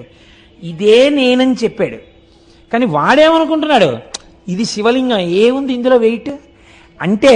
ఉపాసన యందు నువ్వు సమస్త బ్రహ్మాండములు నిండిపోయినటువంటి వాడు నీకు ఆ లింగమునందు కనబట్టలేదు. అదే ఉందో శివలింగం కింద నువ్వు చాలా చులకన భావంతో చూస్తున్నావు. ఈ ఉపాసన సిద్ధించదు. నువ్వు ఒక ఆలయానికి వెళ్ళినప్పుడు ఆపాతాళ నభస్థలంత భువన బ్రహ్మాండ మావిస్ఫుర జ్యోతిస్పాటిక లింగ మౌళి విలసత్పూర్ణేందో వాంతామృతై అస్తోకాప్లుతమేకమీశమనిశం రుద్రానువాకాంజపన్ ధ్యాయేత్ ఇప్సిత సిద్ధయే ధ్రువపదం విప్రోభిషించేత్యం బ్రహ్మాండ వ్యాప్త దేహ భసిత హిమరుచాభాసమానా భుజంగై కంఠే కాళాహ కపర్దాహ కలిత శశికలశ్చండ కోదండ హస్తాహ. నా కోసం ఇంత సులభుడవై కనపడుతున్నావు అన్ననాడు నీకు అదృష్టం. అది ఏముందండి శివలింగం అండి అంటే నీ ఉపాసన సిద్ధించలేదు, నీకు ఈశ్వర దర్శనం కలగలేదు. కాబట్టి వాడు ఇదే ఉంది శివలింగం అనుకున్నాడు. కాబట్టి ఏం చేశాడు? ఒక గొల్ల పిల్లవాడిని, పశువులు కాసుకునే పిల్లవాడిని పిలిచాడు. ఒరే నేను మూత్ర విసర్జనకి వెళ్ళొస్తాను రా, ఈ శివలింగం పట్టుకో. ఇప్పుడు వాడు దాన్ని పట్టుకోవడానికి మాత్రం బలం అక్కర్లేదు అనుకున్నాడు. ఇది కదండి దోషం. సుఖాలు అనుభవించడానికి బలం ఉండాలి, భోగాలు అనుభవించడానికి బలం ఉండాలి, శివలింగాన్ని పట్టుకోవడానికి బలం అక్కర్లేదు. ఇది రావణ సిద్ధాంతం. చాలా మంది మనం అటువంటి జీవితంలోనే ఉంటాం. ఏంటండి పెద్ద ఊరికే భగవంతుడు, చిత్తశుద్ధి ఉంటే చాలదేంటండి? నిజంగా నీకు చిత్తశుద్ధి ఉంటే గుడికి వెళ్తావు. గుడికి వెళ్ళడం మానేయడానికి నువ్వు చిత్తశుద్ధితో ఉండక్కర్లేదు. చిత్తశుద్ధితో ఉంటే ఎప్పుడు గుడికి వెడతామా అనిపించి గుడిలోకి వెడతావు. నువ్వు వెళ్ళకపోవడం చిత్తశుద్ధి లేకపోవడానికి నిదర్శనం. ఇది రావణవాదనలో. కాబట్టి ఇప్పుడు ఏం చేశాడు? ఆ పిల్లాడి చేతిలో పెట్టి మూత్ర విసర్జనకి వెళ్ళాడు. అది శివుడు. కాబట్టి ఇప్పుడు ఏమైంది? అది ఎప్పుడు ఎలా రావణాసురుడికి బుద్ధి చెప్పాలా అని చూస్తోంది. ఉపాసనలో దోషం చాలా బరువు అయిపోయింది. వాడు మొయ్యలేకపోయాడు, కింద పెట్టేశాడు. ఆయన ముందే చెప్పాడు, ఒరే తెలివితో నీ పురి చేర్చు, ఇది ఎక్కడన్నా పెట్టావో ఎక్కడ పెట్టావో అక్కడ ఉంటానన్నాడు. ఇప్పుడు చితాక్షేత్రమునందు ఆయన పెట్టేశాడు. చితాభూమి ఎందు పెట్టేస్తే వీడు పరుగు పరుగున వచ్చాడు. వచ్చిన వాడి యొక్క వెర్రి చూడండి. వాడు వెంటనే, ఈశ్వరా తెలివితో తీసుకెళ్ళమన్నావు, కానీ ఆ తెలివి నా యందు నిలబడకపోవడానికి కూడా కారణం నువ్వే, కాబట్టి ఇప్పుడు నా బుద్ధి మార్చని ప్రార్థన చేయలేదు. ఇదెంత నేను ఎత్తుకుపోతానన్నాడు అని కదిపాడు దాన్ని. అది కదులుతుందా? అది కదలలేదు. అది కదలనప్పుడైనా వాడి బలం మీద వాడికి అనుమానం రావాలి. ఈశ్వరుడు ఒక అవకాశం ఇచ్చాడు. అత్యంత బలంబు నిమ్ము అన్నాడు కదా, ఇచ్చాడు కదా. అది శివుణ్ణి కదపలేకపోతోంది ఆ బలం. శివుణ్ణి, భగవంతుణ్ణి కదపలేని ఈ దేహబలం ఎప్పుడో అప్పుడు పాడవడానికి పనికొస్తుంది. ఈ అవమానానికి పనికొచ్చింది తప్ప రావణుడు శివలింగాన్ని లంకకి తీసుకెళ్లలేకపోయాడు అనడానికి ఈ బలం పనికొస్తోంది. కాబట్టి ఎందుకు ఈ బలం, నాకు ఈశ్వరుడు కావాలి అని వాడు అనలేదు. ఒక అవకాశాన్ని ఈశ్వరుడు ఇచ్చాడా ఇవ్వలేదా? ఇచ్చాడు. వాడు వివేచన చేసుకోలేదంతే. కాబట్టి ఇప్పుడు ప్రమాదకరమైన బలముగా మారుతోంది అది. శివుడు కదలకపోతే వాడన్నాడు పోన్లే అన్నాడు. అంటే ఏమిటి వాడి ఉద్దేశం? శివుడు లంకకి రాకపోయినా వాడికి ఏం బాగలేదు. ఏదో లింగం తెచ్చానా లేదా, ఇక్కడే పూజ చేసి వెళ్ళిపోతాను, పుష్ప విమానం మీకు తిరుగుతూ ఉంటాను కదా, ఏమిటి పెద్ద నేనంతా ఈ రాజ్యాలని నేను కొల్లగొట్టినవి, ఇదంతా నాదే ఈ రాజ్యం, ఏముంది కావాలంటే వీళ్ళని కూడా చంపేస్తాను, ఇది కూడా నా దాంట్లో కలిపేసుకుంటాను, పుష్పక విమానం ఎక్కి ఓసారి ఇళ్ళంటాను, చితాభూమికి వస్తాను, ఇక్కడ పూజ చేసి వెళ్ళిపోతాను, పెద్ద పట్టుకెళ్ళకపోతే ఏమిటనుకున్నాడు. కానీ వాడు వదులుకోవడానికి ఇష్టపడింది మాత్రం ఏమిటి? శరీర బలం. ఎందుకని? భోగం కావాలి. ఇలా ఉండొచ్చా ఉపాసన? మీరు రావణుణ్ణే అనుకోకండి, మీరు మీ ఉపాసనని చెక్ చేయండి. అది జ్యోతిర్లింగం అంటే. ఇక్కడ ప్రకాశించాలి. అది మీ ఉపాసన దిద్దుబాటు జరగాలి. కాబట్టి ఇప్పుడు ఏం చేశాడు? లంకకి వెళ్ళిపోయి వాడు చాలా సంతోషంగా ఉన్నాడు. అది విచిత్రం. లోకమంతా అంటోంది ఇది రావణుడు తెచ్చిన శివలింగం, మహానుభావుడు పరమశివుడే వచ్చాడు లింగస్వరూపంలో, వాడు పట్టుకెళ్ళలేకపోయాడు, అదృష్టం ఇక్కడ పెట్టేశాడు, మనం పూజ చేసుకుందాం రండి అని దేవతలందరూ వెళ్ళారు. వెళ్ళి వాళ్ళందరూ శివుడికి పూజ చేశారు. మా అదృష్టమయ్యా స్వామి, మా ప్రయత్నం లేకుండా నువ్వు మాకు దొరికావు, మేము నిన్ను పూజ చేసుకుంటామని వాళ్ళు ఎక్కడా ఉన్న వాళ్ళు వచ్చి ఇక్కడ పూజలు చేసుకుని వెళ్ళారు. వాళ్ళు ఏం కోరికలు కోరలేదు. వాళ్ళు భవరోగం పోవడానికి శంకరుణ్ణి పట్టుకున్న వాళ్ళు, జ్ఞానం కోసం. వీడు లంకకి వెళ్ళాడు, వీడికి ఒంట్లో బాగా బలం ఉంది. ఇప్పుడు వీళ్ళు పూజ చేసి కూర్చుని అనుకున్నారు, ఊరే వీడు చాలా బలం తెచ్చాడు, బలంతో ఉన్నాడు కదా, వీడు ఇవ్వాలంటే ఊరుకున్నాడు, కానీ రేపు పొద్దున బయలుదేరి వచ్చేస్తాడు అమరావతి మీదకి, వీడి బలం వల్ల చాలా ప్రమాదం వచ్చేస్తుంది కదా, ఎలా వీడికి బుద్ధి చెప్పాలి, ఎలా వీడి బలం వల్ల వీడు చాలా కాలం ఇబ్బంది పెట్టకుండా ఆ బలమే వీడి ప్రమాదాన్ని కూడా తెచ్చేయాలి, ఎలా తీసుకొద్దామని ఆలోచించారు. మహానుభావుడు, గురువు, చమత్కారి, ఎవడి యొక్క అహంకారాన్ని వాడి చేతితోనే పొడవగలిగిన వాడు నారదుడు ఉన్నాడుగా, ఆయన్ని పిలిచి, వాడికి బలం ఉంది కానీ తెలివి లేదని తెలిసిపోతోందిగా, కాబట్టి నారదా మీరు వెళ్ళి వాడు సంపాదించిన బలం వాడపడడానికే పనికొచ్చేట్టు చెయ్యండి.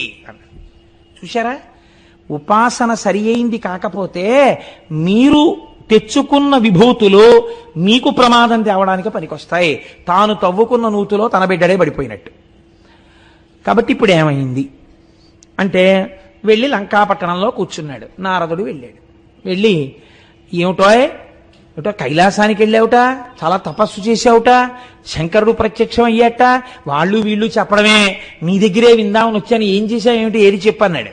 వీడికి పొంగు అహంకారం ఒకటి ఉందిగా, ఏం చేశానంటారేమిటి, తలకాయలు కోశవతల పారేశాను, 10వ తలకాయకి వస్తుంటే ఎవడి కోసం వస్తాడు, శివుడు వచ్చాడు, ఏం కావాలన్నాడు, విపరీతమైన బలం ఇమ్మన్నాను, చూశారా బయలుదేరుతాను ఇంకా, ఇంకోటి శివుణ్ణి వచ్చేయమన్నాను, ఓ లింగం ఇచ్చాడు, కానీ ఏదో ఆ పిల్లాడికి ఇచ్చిన వాడు పెట్టేశాడు కింద, లేకపోతే తెచ్చేద్దు నేనైతే, వాడు తన తప్పు ఒప్పుకోడు, వాడికి తెలివి ఉంటే కదా.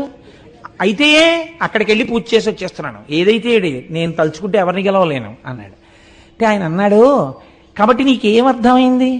శివలింగం ఇచ్చినట్టే ఇచ్చి నీకు కాకుండా చేసిన వాడు కూడా శివుడే ఉండి ఉండవచ్చు కదా అన్నాడు నారదుడు. వాడికి ఏదో అనుమానం వచ్చింది, అలా ఎందుకు చేస్తాడు అన్నాడు. మరి అయితే ఇంత శివలింగం ఇచ్చినవాడు, ఇంత బలం ఇచ్చినవాడు లంకకెళ్ళేంత వరకు ఇది రాకుండా చేయలేడా అన్నాడు. వాడికి అనుమానం వచ్చింది. ఇప్పుడు ఈ అనుమానం వాడికి వచ్చాక అన్నాడు, ఒక్కసారి ఆలోచించు, ఇంత బలం ఇచ్చాడని నువ్వు నమ్ముతున్నావు, ఒక దాంట్లో అనుమానం ప్రారంభమైంది, ఇప్పుడు నమ్ముతాడు బాగా. ఇప్పుడు బలం ఉందనుకుని నువ్వు వెళ్ళిన తర్వాత బలాన్ని ఆయన ఇచ్చుండపోతే నీ బతుకేమవుతుంది? బలం ఇచ్చాడో లేదో చూడ్డానికి ఇంకోడి మీదకి వెళ్లే ముందు ఆ కైలాసానికే వెళ్ళి అది కదిపేసి చూడు, కదపగలిగితే శంకరుడే కదిలిపోతే నీకు బాగా బలం ఉన్నట్టు, అప్పుడు ఇతరుల మీదకి వెళ్ళి అన్నాడు. ఇదేదో బాగుంది, అక్కడికే పోతానన్నాడు. ఎంత బుద్ధి లోపల ఉండవలసినటువంటి బలం ఉంటే వాడు గెలుస్తాడు. అందుకే మనకి 1,000 మార్లు నమః నమః నమః నమః అని పూజ చేయిస్తారు. నాది కాదు, నాది కాదు, నాది కాదు, నాది కాదు అని అహంకారాన్ని విరగ్గొడతారు. అహంకారం పెరిగిపోతే ప్రమాదానికి వెళ్ళిపోతుంది. కాబట్టి ఇప్పుడు ఈయన ఏం చేశాడు? పుష్పక విమానం ఎక్కి కైలాస పర్వతం దగ్గరికి వెళ్ళాడు. రామాయణం ఉత్తరాఖండలో అయితే కుబేరుడి దగ్గర నుంచి వస్తున్నప్పుడు అనుంది. వెళ్ళి ఆ కైలాస పర్వతం దగ్గరికి వెళ్ళి కైలాస పర్వతాన్ని కదిపేస్తే శంకరుడంతటి వాడు భయపడి, అదేమిట్రా అబ్బాయి అలా కదిపేస్తున్నావు, ఒరే నాన్న అలా కదపకరా, నీకు బలం ఎక్కువ, నువ్వు కదిపేస్తావు, నేను ఇచ్చిన బలమే కదా అని బతిమాలుకుంటే తనకి బాగా బలం ఉన్నప్పుడు, అప్పుడు తనకి భయపడిపోయాడు కాబట్టి మళ్ళీ శివుణ్ణన్నా తెచ్చేయచ్చు, లేదా తనని ఎవరిని కొట్టాలనుకుంటున్నాడో వాళ్ళ దగ్గరికి వెళ్ళిపోవచ్చు. కాబట్టి ఇప్పుడు ఏం చేశాడు? కైలాసం దగ్గరికి వెళ్ళాడు. వెళ్ళి ఆ కైలాస పర్వతాన్ని కదపడం మొదలెట్టాడు. కదిపితే పైన కూర్చున్న పార్వతీ పరమేశ్వరుల యొక్క సింహాసనం కదులుతోంది. ఇప్పుడు మీ ఇంట్లో మీరు పూజ చేసుకుందాం అనుకున్నారనుకోండి, పూజ చేసుకుంటే తప్పు లేదు, ఆ సింహాసనాన్ని అటు ఇటు లాగేస్తే అప్పుడు మీరు ఈశ్వర దర్శనం ఏం చేసినట్టండి? ఇంక అందులో నే తెచ్చుకున్న విగ్రహాలేనండి, నే కొనుక్కున్న సింహాసనమేనండి లాగేస్తుంటే ఇంక మీకు భక్తి ఉన్నట్టు. కాబట్టి వీడు కదుపుతున్నాడు. కదుపుతుంటే అమ్మవారు శక్తి స్వరూపిణి కదా, ఆ తల్లి తొందరగా శంకరుడికి ఏమిటంటే కోపం రాదు. అంత కోపం వచ్చేవాడైతే చీనోర్మోయి నీకేమిటో నేను రావడం ఏమిట్రా అని అడగాలి ఆయన. కాబట్టి ఇప్పుడు ఈయనకి కొంచెం కోపం వస్తే తప్ప దేవతల కార్యం నెరవేరదు. ఆయన అలా మౌనంగా ఉంటాడు, చక్కగా అలా ఉంటాడేమోనని ఆవిడ చమత్కారమైన మాట మాట్లాడింది. ఎందుకని? వేదం చెప్పింది రహస్యాన్ని, శివా విశ్వస్య భేషజీ. ఆ అమ్మ లోకమునకు అనారోగ్యం వస్తే ఓషధి బతికిస్తుంది. ఇప్పుడు లోకాన్ని బతికించాలి, లోకకంటకుణ్ణి చంపాలి, వాడి చావడానికి కారణం రావాలి. కాబట్టి ఇప్పుడు ఆవిడ ఆ కారణం శివముఖత రావాలి. శివముఖత వచ్చేటట్టు ఆవిడ మాట్లాడింది శివుణ్ణి. శివుణ్ణి రుద్రుణ్ణి చేస్తుంది, రుద్రుణ్ణి శివుణ్ణి చేస్తుంది ఆవిడ. కాబట్టి ఇప్పుడు ఆవిడ శివుణ్ణి ఏం చేస్తోంది? రుద్రుణ్ణి చేస్తోంది లోకక్షేమం కోసం. ఇప్పుడు ఆవిడ ఎంత చమత్కారంగా మాట్లాడిందో చూడండి. మేలుగు శిష్యుడు, అబ్బబ్బబ్బా ఎంత గొప్ప శిష్యుడిని సంపాదించుకున్నారండి. ఎవరు కదుపుతున్నారో తెలుసా? మీరు వరాలు ఇచ్చారే ఆయనే. అప్పుడు ఆయనకి ఎలా ఉంటుంది?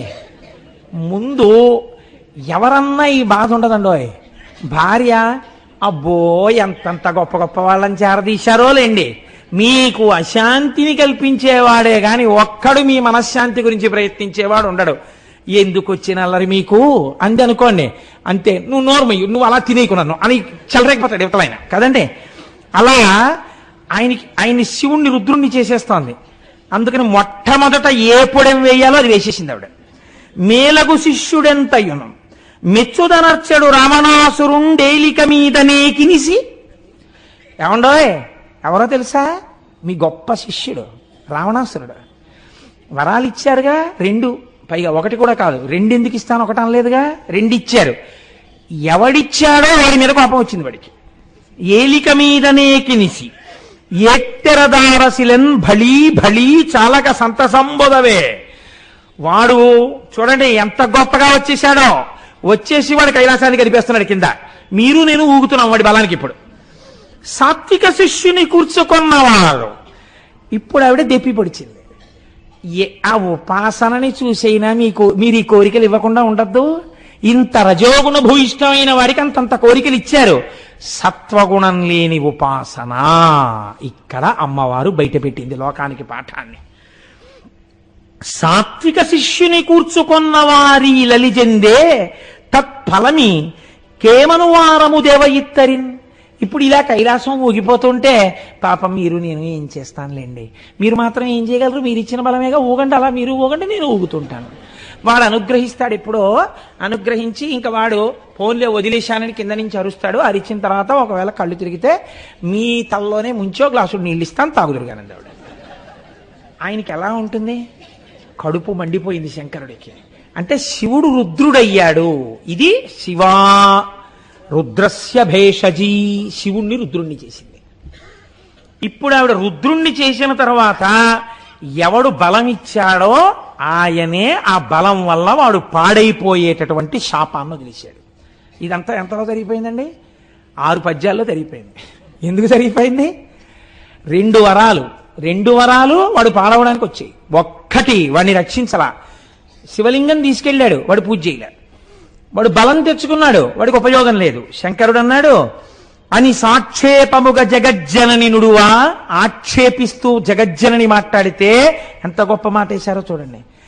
ఆవిడ వెటకారానికి భర్తనన్నది కాదు, ఆవిడ జగజ్జనని. తన బిడ్డల్ని కాపాడుకోవడానికి, దుడుకు బిడ్డల్ని శిక్షింపజేయడానికి, తండ్రి చేత శిక్షింపజేయడానికి మాట్లాడుతోంది. శృతి ప్రమాణాన్ని పద్యం కింద మారుస్తున్నారు. కాబట్టి అని సాక్షేపముగ జగజ్జననినుడువా హరుడువా అని శపించే. ఇప్పుడు ఆయన శివుడు కాదు, హరుడు. దేన్ని హరిస్తాడు? వాడి గర్వం హరించేస్తాడు.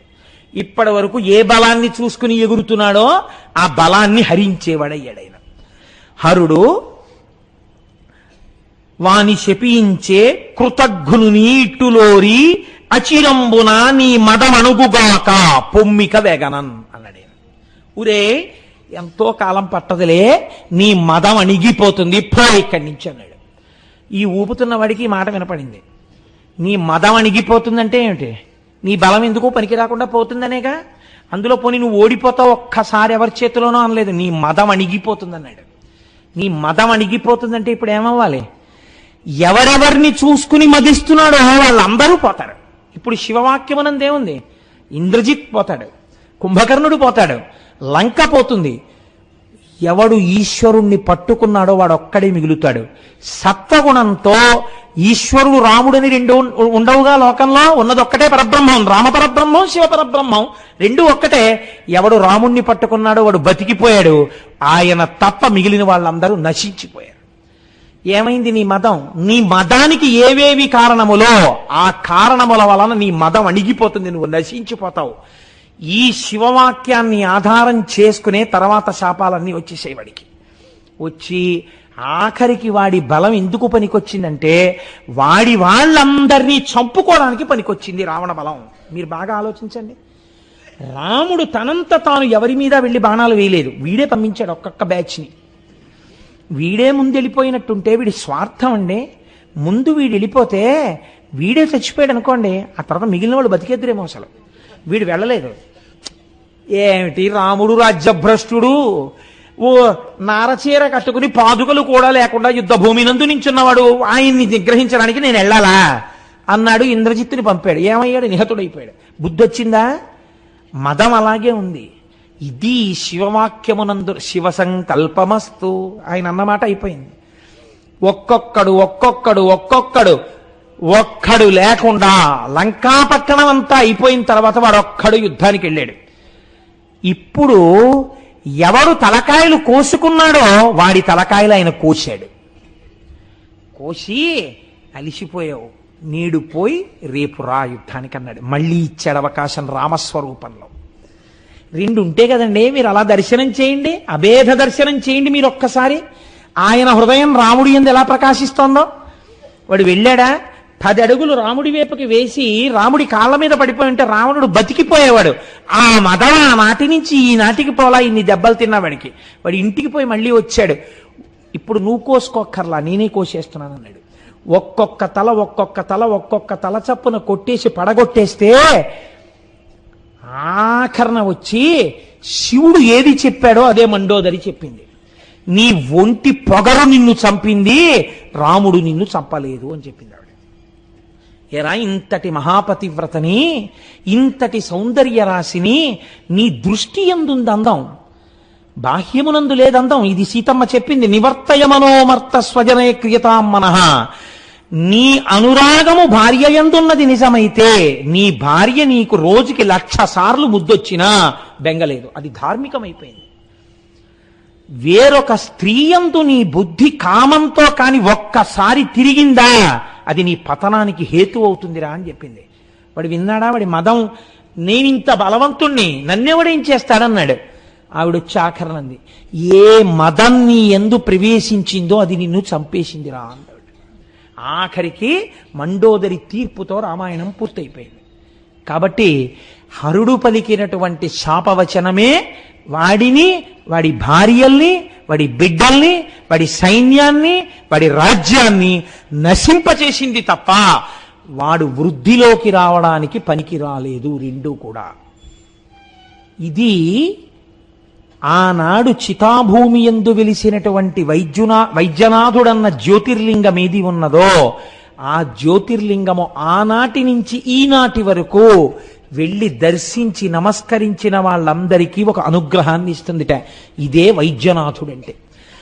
భవము అంటే సంసారమునందు కొట్టుమిట్టాడుతూ, కామక్రోధముల యందు తెరిపి లేకుండా తిరుగుతూ, అహంకారమమకారములలో పడి సొక్కిపోకుండా సాత్వికోపాసనతో కూడినటువంటి ఈశ్వర భక్తిని కృప చేసి భవసాగరము నుండి మిమ్ముద్ధరిస్తుంది.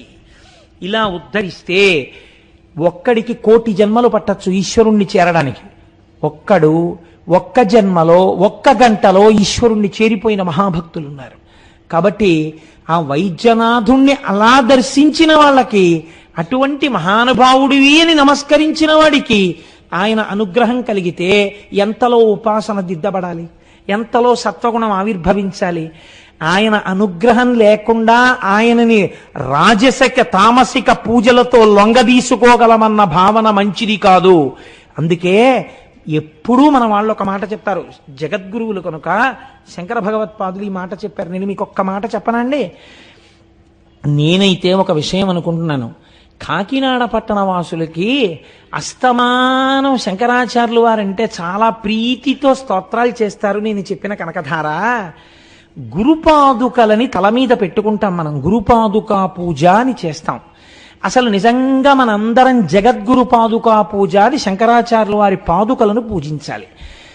కాకినాడ పట్టణంలో ఉన్న వాళ్ళందరి చేత ఉత్తరాయణంలో నేను పాదుకా పూజ చేయించుకుంటాను అని శంకరాచార్యులు వారు సంకల్పం చేశారు. లేకపోతే ఇంతమంది చూడండి, కాకినాడ వాళ్ళ కళ్ళల్లో ఎలా పడిందండి, ఆ పాదుకకున్న మట్టు విరిగిపోయింది, దిద్దండని ఇంతమంది ఉత్తరాలు రాస్తే ఈ ఉత్తరాల వల్ల ఆయన పాదుక దిద్దబడింది అనుకోండి.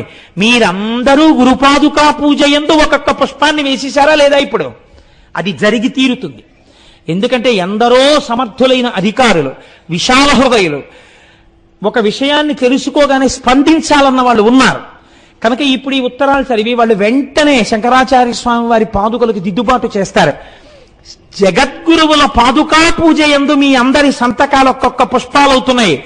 రేపటి రోజు త్రయోదశికి ముందు రోజు, త్రయోదశి మహాప్రదోషం అని పిలుస్తుంది శాస్త్రం. త్రయోదశి పరమశివ తిథి. త్రయోదశి నాడు పోస్ట్ అవుతున్నాయి చూడండి. నిజంగా ఇవాళ ఉత్తరాలు తయారై ఉంటే ఒక చిన్న మాట చెప్తే గోపాలకృష్ణ గారు గీత దాటకుండా సిద్ధం చేస్తారు. ఇవాళ తయారు చెయ్యలేకపోయాం, రేపు సంతకాలు చేయిస్తామన్న మాట ఆయన నోటి వెంట రావడం వెనకాతల శంకరాచార్యులు వారి సంకల్పం చూడండి. మహాప్రదోషం ఉన్న త్రయోదశి నాడవి పోస్ట్ అవ్వాలి. అంటే త్రయోదశి తిథి నాడు ఉత్తరాయణ పుణ్యకాలంలో మొట్టమొదటి త్రయోదశి తిథి ఏది వచ్చిందో ఆ రోజున నేను కాకినాడ పట్టణ ప్రజల చేత జగద్గురు పాదుకా పూజ స్వీకరించుతున్నాను. కాబట్టి రేపు పెట్టిన సంతకాలు శంకరుల పాదుకల మీద పడుతున్న పువ్వులు. కొన్ని కోట్ల జన్మల పాపరాశి దగ్ధమైపోతోందండి. ఆ ఉత్తర రూపంలోనే, ఆ ఉత్తరం రాయడం రూపంలోనే మీకు వైద్యనాథలింగానుగ్రహం కలిగిపోతోందని గుర్తు కదండి. జగద్గురు సేవనం చేయించేస్తున్నారు ఆయన. ఒక్క 10 రోజుల్లోనో నెల రోజుల్లోనో మనం ఒక శుభవార్త ఎక్కడో వింటాం, లేకపోతే మనం వెళ్ళినప్పుడే చూస్తాం, దిద్దుబాటు అయింది. శంకరుల పాదపద్మములకు ఉన్నటువంటి ఆ పాదుక పిడి మళ్ళీ సరిగ్గా ఏర్పాటైనది. ఎంత పొంగిపోతాం, మళ్ళీ వచ్చే సభలో ఒకళ్ళ వీపులు ఒకళ్ళు చరుచుకుని సంతోషపడిపోతాం కదా. అలా ఒక్కొక్క సేవ ఈశ్వరుడు మన చేత చేయించుకుంటున్నాడు. ఇలా చేయించుకున్నందుకు మనం పరమేశ్వరుడికి నమస్కరించి, ఈశ్వర మమ్మల్ని ఇలాగే ధన్యుల్ని చెయ్యమని అడుగుదాం కదండి. ఇది వైద్యనాథలింగము. కనుక ఇప్పుడు మీరు ఈ వైద్యనాథలింగము యొక్క ఉపాసనా బలము చేత ఏ ప్రధానమైన ప్రయోజనమును పొందాలో ఆ ప్రయోజనమును పొందుతారు. ఇవాళ పరమ పవిత్రమైనటువంటి భీష్మేకాదశిని పురస్కరించుకుని నేను ఇప్పుడు మీకు రామేశ్వరలింగాన్ని గురించి ఒక్క 4 మాటలు చెప్పే ప్రయత్నం చేస్తాను.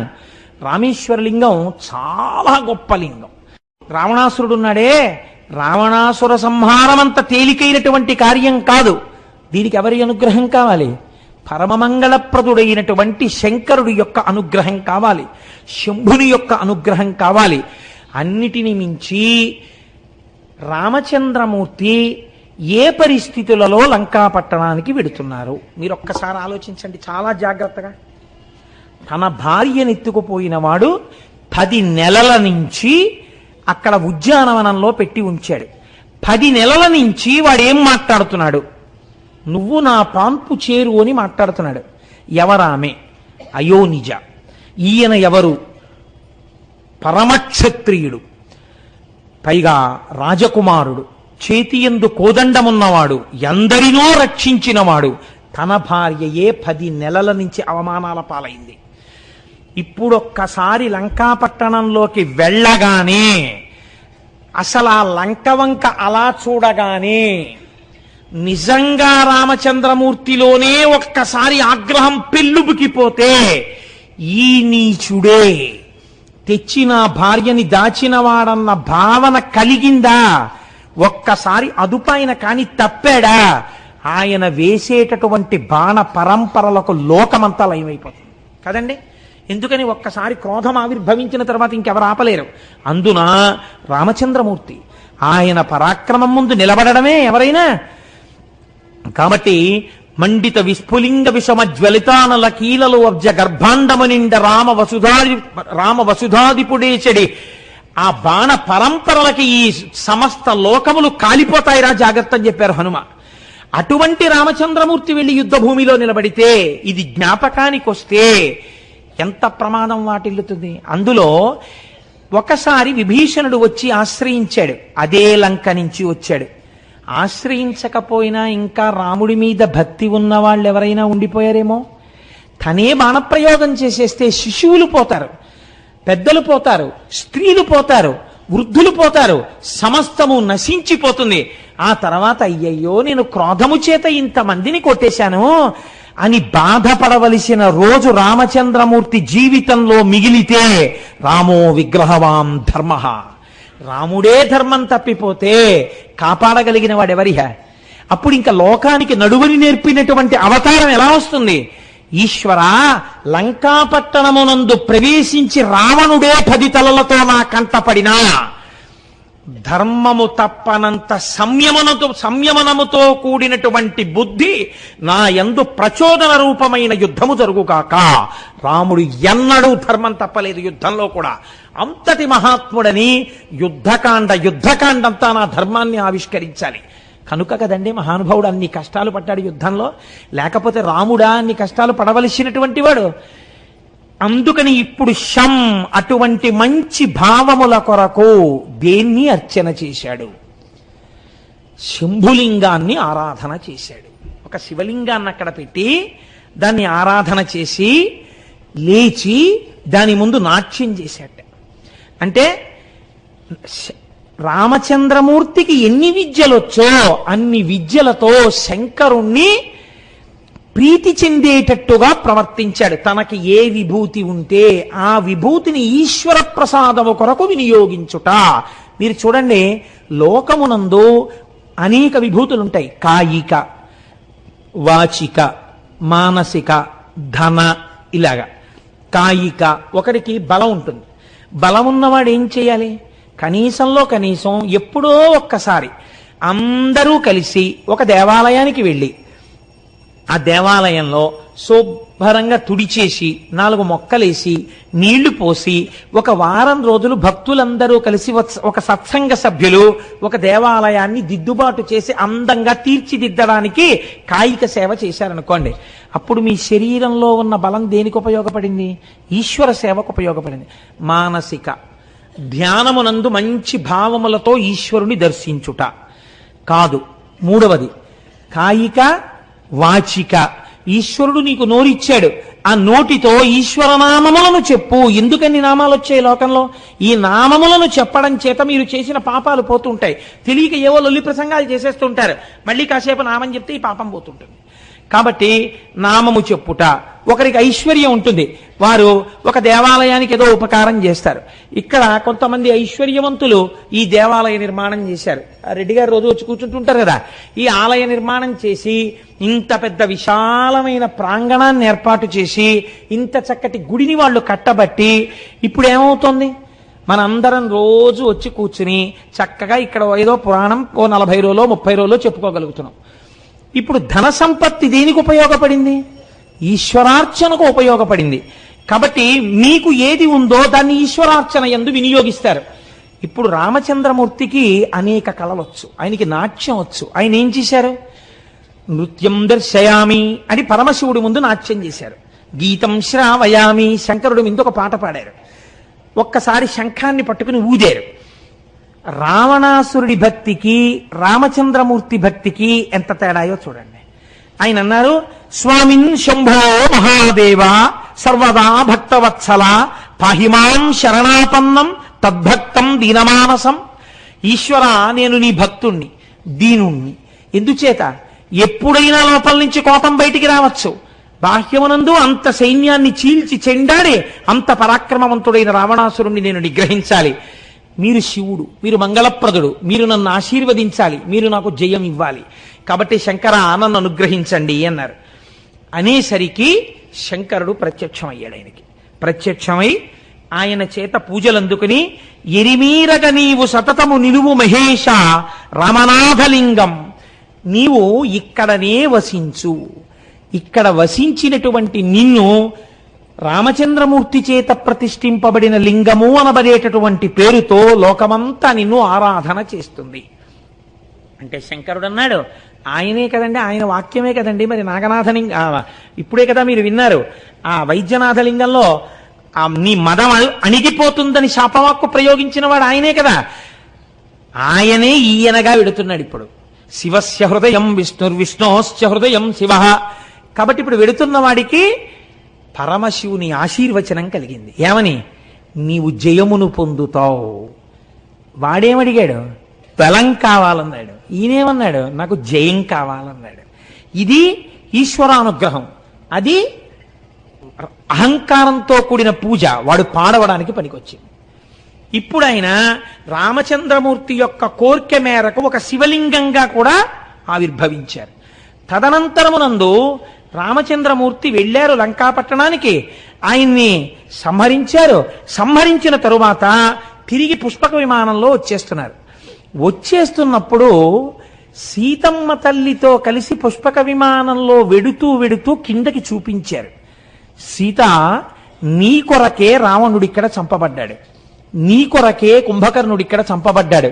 చూశవ మాంసపు ముద్దలతో ఉన్న ఈ యుద్ధ భూమి రాక్షసుల యొక్క పీలుగు పెంటలతో ఎందుకు నిండిందో తెలుసా? నీ కొరకే. క్షాత్రధర్మంతో ధర్మాన్ని విడిచిపెట్టకుండా ఇంత యుద్ధం చేసి నిన్ను నాదానను చేసుకుని నేను నా యొక్క క్షాత్రధర్మమునందు పొరపాటు లేని వాడనయ్యాను. ఆయనకి ధర్మం కావాలి అని చెప్తూ సముద్రం మీదకి వెళ్ళినప్పుడు ఆయన ఒక మాట చెప్పారు. చూశావా, ఇదిగో సేతు, అదిగో అక్కడే నాకు మహాదేవుడు కనపడి నన్ను అనుగ్రహించినాడు అని చెప్పారు. రామాయణంలో యుద్ధకాండలో ఆ శ్లోకాల్లో ఈ పాదం ఉంది. ఇదే ప్రాంతమునందు నన్ను మహానుభావుడైనటువంటి మహాదేవుడు అనుగ్రహించినాడు. మహాదేవుడన్న మాటని పట్టుకుని ఇంకొక భావనతో దాన్ని తీసుకెళ్ళేది పరమశివుడు కాదు అని చెప్పకూడదు. అది తప్పు. అప్పుడు వ్యాస హృదయం పోతుంది. వ్యాసుడు సాక్షాత్ నారాయణుడు. ఆయన స్కాంద పురాణంలో చెప్పాడు, రామాయణంలో రామచంద్రమూర్తి చెప్పారు. శివానుగ్రహమును పొంది రామచంద్రమూర్తి అంతటి ధార్మికుడు, అవతార ప్రయోజనంలో మనకి నడువడి నేర్పవలసినటువంటి వాడు, ఆయన ఎందుకు శివ పూజ చెయ్యడండి? ఏమిటి ఆయనకి బాధ? చేశాడు, శంకరానుగ్రహాన్ని పొందాడు. పొంది ఆయన మనకి నేర్పాడు, నీకు మంగళం కావాలంటే శివలింగార్చన చెయ్యవలెను అని ఆయన నేర్పాడు మనకి. కనుక ఇక్కడే నాకు శంకరానుగ్రహం కలిగింది అని చెప్పాడు. అయితే ఇక్కడ ఒక పెద్ద ఇబ్బంది. సాధారణంగా నేను వీరికి దిగిపోయాక అడుగుతారు, ఏమండి మరి సముద్రం దాటే ముందు రామచంద్రమూర్తి పూజ చేసి శివలింగం ఆవిర్భవించిందని మీరు అంటున్నారు, కానీ ఇవాల్టి రోజున మనం రామనాథలింగాన్ని దర్శనం చేసుకోవడానికి ఎక్కడికి వెళ్ళి దర్శనం చేస్తున్నాం అంటే, సముద్రంలో కొంత భాగం వెళ్ళిపోయిన తరువాత సముద్రం మధ్యలో ఉన్నటువంటి ఒక దీవి ఎందు కదా, మనం రామేశ్వరం దీవిలో కదా రామచంద్రమూర్తిని పూజ చేస్తున్నాం. ఈ లింగము ఆ లింగము ఒక్కట. ఒకవేళ అదే ఆ లింగం అనుకోండి, రామచంద్రమూర్తికి సాక్షాత్కరించిన శంకరలింగం అనుకోండి, అలా అయ్యుంటే మరి రామేశ్వర క్షేత్ర స్థల పురాణమునందు రావణ సంహారం అయిపోయిన తర్వాత రామచంద్రమూర్తి ప్రతిష్ఠ చెయ్యడం కోసం హనుమని కాశీపట్టణానికి పంపించి విశ్వనాథలింగం ఒకటి తీసుకురమ్మంటే, హనుమకించ తాలస్యంగా వస్తే సీతాదేవి సైకతలింగాన్ని తయారు చేసిందని, రామచంద్రమూర్తి ఆ లింగాన్ని ప్రతిష్ఠ చేశారని వాళ్ళు రామేశ్వరంలో చెప్తూ ఉంటారు. పైగా అక్కడ సరస్వతీ బావి, సావిత్రి బావి, గాయత్రి బావి, నలబావి, గంధమాదన బావి, ఇన్ని బావులు ఉన్నాయి. అసలు ఆ క్షేత్రమే తడిగా ఉంటుంది, ఆ గుడంతాను. ఎంత పెద్ద గుడు! ఇన్ని ఉన్నప్పుడు మరి ఈ లింగము అక్కడది క్షేత్ర స్థల పురాణంలో చెప్పినట్టు ఇప్పటి వరకు వెళ్ళిన జ్యోతిర్లింగాలన్నీ స్థల పురాణానికి సరిపోయాయి. కానీ ఇప్పుడు అలా రెండు కలిసే అవకాశం ఉందా? ఇంకొకటి ఏదైనా జరిగిందా అంటే, ఈ విషయాన్ని మహానుభావుడు మల్లాది చంద్రశేఖర శాస్త్రి గారు రామాయణమునందు ధర్మ సూక్ష్మములు అన్న విషయంలో పరిష్కారం చేశారు. ఆయన ఒక మాట చెప్పారు. ఆయన కూర్మపురాణంలోంచి ఒక విషయాన్ని ప్రతిపాదన చేస్తూ, యావత్ సేతుశ్చ తావచ్చ స్థాస్యామ్యత్ర తిరోహితః, నేను తిరోహితుడనై ఉంటాను అని శంకరుడు అన్నాడు. అంటే అందరికీ నేను కనపడను, కనపడకుండా ఉంటాను. కాబట్టి కనపడకుండా ఉన్నాడు కాబట్టి రామచంద్రమూర్తి చేత ప్రతిష్ఠింపబడి రామచంద్రమూర్తి చేత పూజలందుకున్న శంకరుడు సముద్రమునకు ఈవలి ఒడ్డున సాక్షాత్కరించినాడు అని మీరు ఒక నమస్కారం చేసి ఆ ద్వీపంలోకి వెడితే అక్కడ మాత్రం రామేశ్వరం క్షేత్రం ఉంది. ఈ రామేశ్వర క్షేత్రంలో ఉన్నటువంటి శివలింగం సీతమ్మ తల్లి చేతులతో తీసుకొచ్చినటువంటి పోగు చేయబడినటువంటి మట్టితో ఏర్పడిన శివలింగమేనా? అప్పుడు అది నిజమేనా? రామచంద్రమూర్తి అది ప్రతిష్ఠ చేసిన మాట యథార్థమేనా? హనుమ అంతటి ప్రాజ్ఞుడు శివలింగాన్ని తేవడంలో ముహూర్తానికి ఆలస్యం జరిగిందా? అలా ఆయన చేస్తాడా? అలా ఎందుకు జరిగింది? మీరు ఇప్పుడు కొంచెం జాగ్రత్తగా అవలోకనం చెయ్యండి. అలా కాకపోతే స్థల పురాణం అలా ఉంటుందా? రామాయణంలో దీని ప్రస్తావన ఎందుకు లేదు మరి అని మీకు అనుమానం రావచ్చు. రామాయణం కావ్యం.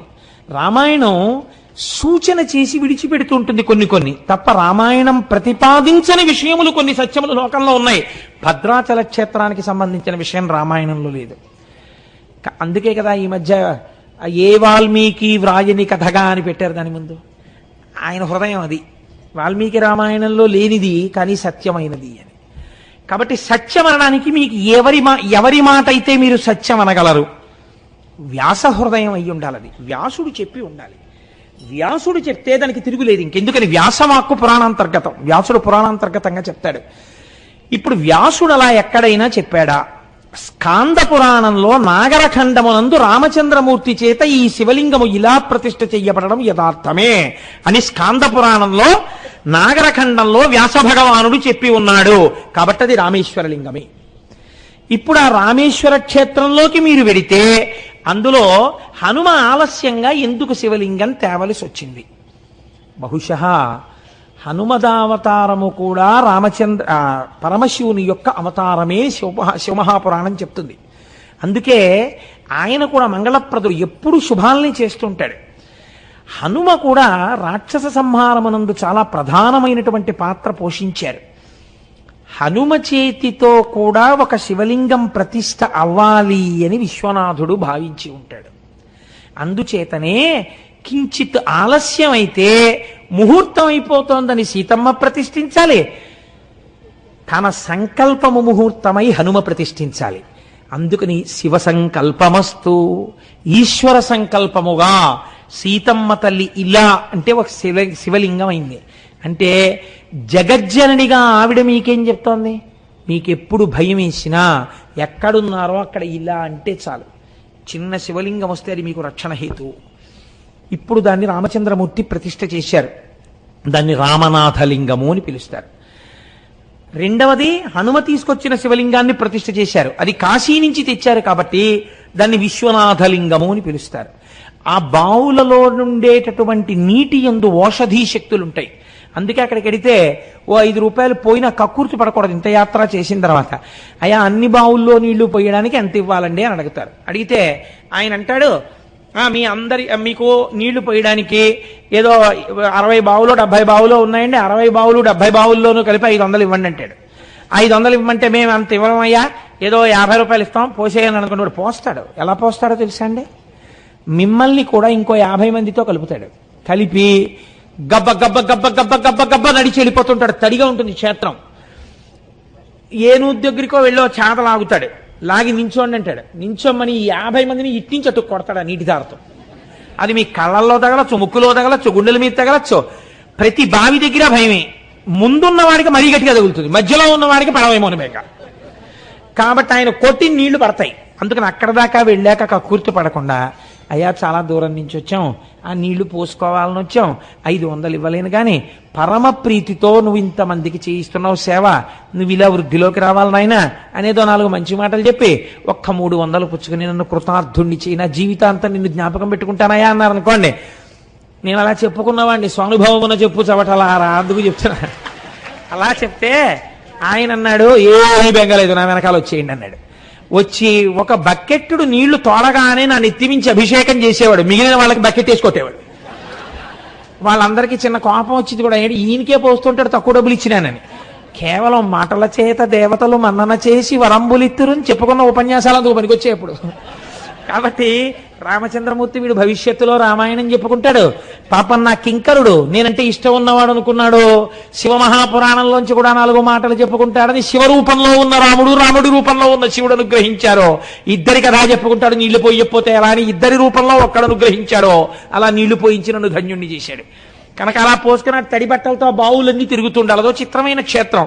అక్కడ సముద్ర స్నానం చేస్తాం.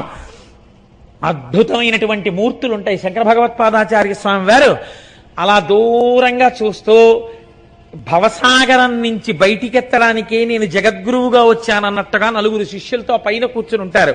12 జ్యోతిర్లింగాలు ఉంటాయి, ఆ పైన ఉంటారు. ఎప్పుడైనా రామేశ్వర దర్శనం అత్యద్భుతమైనటువంటి దర్శనం. కనుక అక్కడ రైల్వే స్టేషన్లో గొప్పతనం ఏమిటో తెలుసా అండి? మీరు రైల్వే స్టేషన్లో కొంచెం జాగ్రత్తగా విచారణ చేస్తే మీకు చూపిస్తారు. రైల్వే స్టేషన్ని కొత్త ప్లాట్ఫామ్ కట్టడం కోసమని తవ్వితే ఈ స్టేజ్ ఎంత ఉంటుందో అంత పెద్ద దక్షిణామూర్తి దొరికారు అక్కడ. ఆ దక్షిణామూర్తిని ఎక్కడా పెట్టకుండా ఇండియన్ రైల్వేస్ వాళ్ళు మాకు దొరికాడు స్వామి అని అక్కడే ఉన్న పెద్ద రావి చెట్టు కింద పెట్టారు. అక్కడే ఉంటాడు. మీరు రైల్వే స్టేషన్లోనే దర్శనం చేసుకోవచ్చు దక్షిణామూర్తిని. అంత గొప్ప క్షేత్రం రామేశ్వరం. అటువంటి స్థితిలో పెద్దలు అన్నారు, అక్కడే శంకరాచార్యులు వారు తీసుకొచ్చినటువంటి శివలింగాల్లో ఒక శివలింగం ఉందండి. అది సూర్యోదయం కాకుండా దర్శనం చేయాలి. స్ఫటికలింగం. ఇంత శివలింగం ఉంటుంది స్ఫటికలింగం. తెల్లవారుజామున 4 గంటలకి మీరు దర్శనం చేసుకుని 10 రూపాయలు 5 రూపాయలు టికెట్ తీసుకుంటారు. లోపలికి వెడితే స్ఫటికలింగ దర్శనానికి కూర్చోపెడతారు. చాలా చిత్రంగా ఉంటుంది, మీరు చూసి తీరాలి. శ్రీకాళహస్తిలో ఉంది స్ఫటికలింగం, కానీ అక్కడ ఇలాంటి విన్యాసాలు ఉండవు. వెనకాల లైట్ వెలుగుతుంటుంది. మన వాళ్ళకి అన్ని తేలిగ్గా తీసుకుంటారు కదా, వాళ్ళు కొంచెం జాగ్రత్తగా ఉంటారు తమిళనాట. అందుకని వాళ్ళ ఆ స్ఫటికలింగాన్ని తెల్లవారకట్ట తీసుకొచ్చి వేదిక మీద పెడతారు. పెట్టి మీరు బాగా గుర్తుపట్టడం కోసమని ఓం నిధనపతయే నమః అంటారు. పువ్వేరు ఓ ఎర్ర పువ్వు తీసుకొచ్చి దాని ముందు పెడతారు. మొత్తం శివలింగం ఎరుపైపోతుంది. అప్పుడు ఆ పువ్వు తీసేస్తారు. తీసేసి మీకు చూపిస్తారు చూడమని. ఇలాగా తెల్లటి లింగం కనపడుతుంది. అప్పుడు పువ్వు వేస్తారు. పువ్వు కొంచెం పక్కకి తీసేస్తారు. ఓం నిధన పతాంతికాయ నమః అంటారు. ఓ పసుపచ్చటి పువ్వు అలా పెడతారు. శివలింగం అంతా పసుపు అయిపోతుంది. దాన్ని పక్కకి తీసి మళ్ళీ స్ఫటికలింగ దర్శనం చేయిస్తారు. మళ్ళీ పువ్వు వేస్తారు. అది స్ఫటికలింగ దర్శనం చేయవలసిన విధానం. అంటే నిర్గుణుడైనటువంటి పరబ్రహ్మము శుద్ధ సత్వంతో ఉంటాడు. ఆయన యందు గుణములు లోకము అలా ప్రకాశిస్తూ ఉంటుంది, ఆరోపింపబడి ఉంటుంది అని ఆ పువ్వు చూస్తే ఆ రంగులో కనబడతాడు. ఆయన అది ఆ రంగా కాదు, ఆయన శుద్ధ స్ఫటికం, ఆయన యందు ప్రకాశించింది, ప్రతిఫలించింది అని అలా మనకు ఆ స్ఫటికలింగ దర్శనం చేయిస్తారు. పెద్ద స్ఫటికలింగం ఉంటుంది. రామేశ్వరం వెళ్ళిన వాళ్ళు ఇందులో చాలా మంది ఉంటారు, చూసొచ్చి ఉంటారు అనుకోండి. ఏదో నేనే చూసినట్టు చెప్తున్నాం. కాబట్టి ఇక్కడ ఒక మాట పెద్దలు చెప్తారు. ఈ రామేశ్వర లింగము చేరి నరుడెవ్వడేని శ్రీ గంగాంబోదారలను అభిషేకించిన చేరును శ్రీకైలాస శైల శిఖర పదంబున్. ఎవరైనా ఈ రామేశ్వర లింగం దగ్గరికి వెళ్ళి కాశీపట్టణంలో ఉన్నటువంటి గంగని తీసుకుని వెళ్ళి ఆ రామేశ్వర లింగాన్ని ఆ గంగధారలతో అభిషేకిస్తే, అంటే మీరు అర్చకులకు ఇస్తే ఆ గంగతో అభిషేకం చేస్తారు. అలా అభిషేకం చేసిన వాడు కైలాసాన్ని చేరుకుంటున్నాడు. సాధారణంగా దీన్ని ఏమిటంటే మామూలుగా చెప్తారు. అంటే కాశీ నుంచి గంగ తీసుకొచ్చి ఇక్కడ శివలింగం మీద పొయ్యడం అన్నది. చంద్రశేఖర పరమాచార్య స్వామి దీన్ని అత్యద్భుతమైన సమన్వయం చేశారు. అసలు ఈ గంగాభిషేకం చెయ్యడం అంటే ఏమిటో తెలుసా? గంగ అనగా జ్ఞానము. జ్ఞానము చేత శివలింగమును అభిషిక్తుణ్ణి చెయ్యడం అంటే ఏమిటో నీకు తెలుసా? రామనాథలింగమునందు కాశీ గంగ పొయ్యడం అంటే ఈయన పేరేమి? ఇప్పుడు రామేశ్వరుడు. ఆయన ఒక చిన్న ఐతిహ్యం చెప్తుండేవారు.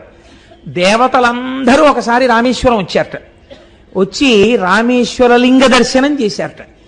చేసిన తర్వాత అందులో ఎవరో రకరకాల వాళ్ళు ఉంటారు కదా, వెళ్ళిపోతుంటే అందులో కొంతమంది అన్నారట, ఏమయ్యా ఈయన రామేశ్వరుడు అని పేరుంది కదా, రామేశ్వరుడు అని పేరుంటే ఈయన ఏ సమాసం అవుతాడు అని వ్యాకరణం తీశాడు.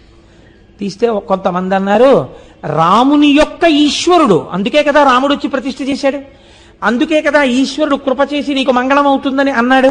కాబట్టి రాముని యొక్క ఈశ్వరుడు, రాముడు శివుణ్ణి పూజిస్తూ ఉంటాడు, రాముని యొక్క ఈశ్వరుడు షష్ఠీ తత్పురుష సమాసం అన్నారు.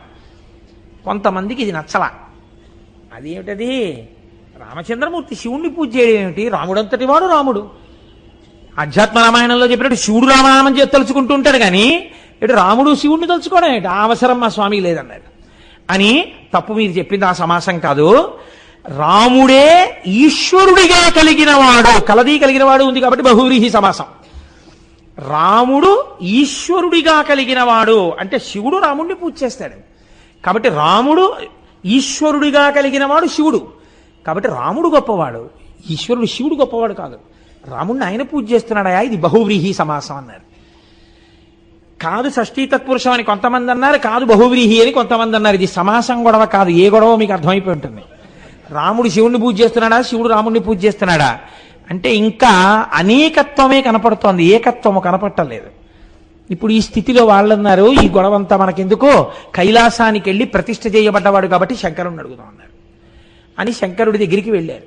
శంభో మహాదేవ, అసలు నీ యొక్క స్వరూపమేమి, రామేశ్వరము అన్నది ఏ సమాసము? ఇలా అడిగితే బాగుండదు కదా, హోం అంటాడేమో అని ఏ సమాసం అని అడిగారు.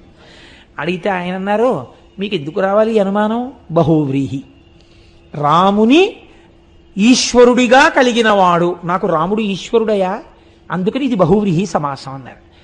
అంటే కొంచెం రాముని యొక్క ఈశ్వరుడు అని చెప్పిన వాళ్ళు బాధపడ్డారు. బయటికి వచ్చి అన్నారు, లేదు లేదు ఈ స్వామి అంతా అలాగేను, ఎప్పుడు నాదే ఉందంటాడు, పునుకులహారం వేసుకుంటాడు, అలా తిరుగుతుంటాడు, ఆయన అలా చెప్పాడని మీరు నిజం అనుకోకండి, కావాలంటే ఇది విష్ణుమూర్తిని అడుగుదాం పదండి అన్నారు.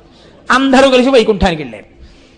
ఆయన చక్కగా శేషశయనం మీద పడుకుని ఉన్నాడు. ఆయన దగ్గరికి వెళ్ళి అడిగారు, ఏమయ్యా అసలు నిజం చెప్పు, ఇది ఏ సమాసం అన్నారు. ఆయన అన్నారు, మీకు ఎందుకు వచ్చింది అనుమానం, షష్ఠీ తత్పురుష రాముని యొక్క ఈశ్వరుడు, నా చేత పూజింపబడిన శివుడు, నాకు ఆయన ఆరాధింపబడవలసిన వాడు, అందుకని నేను ఆరాధించాను కాబట్టి నా యొక్క ఈశ్వరుడు, షష్ఠీ తత్పురుష సమాసం అన్నారు. ఏమిటో ఈయన సత్వగుణ సంపన్నుడు, అలాగే చెప్తాడు, ఈయనకి అహంకారం లేదు, పరమ వినయం.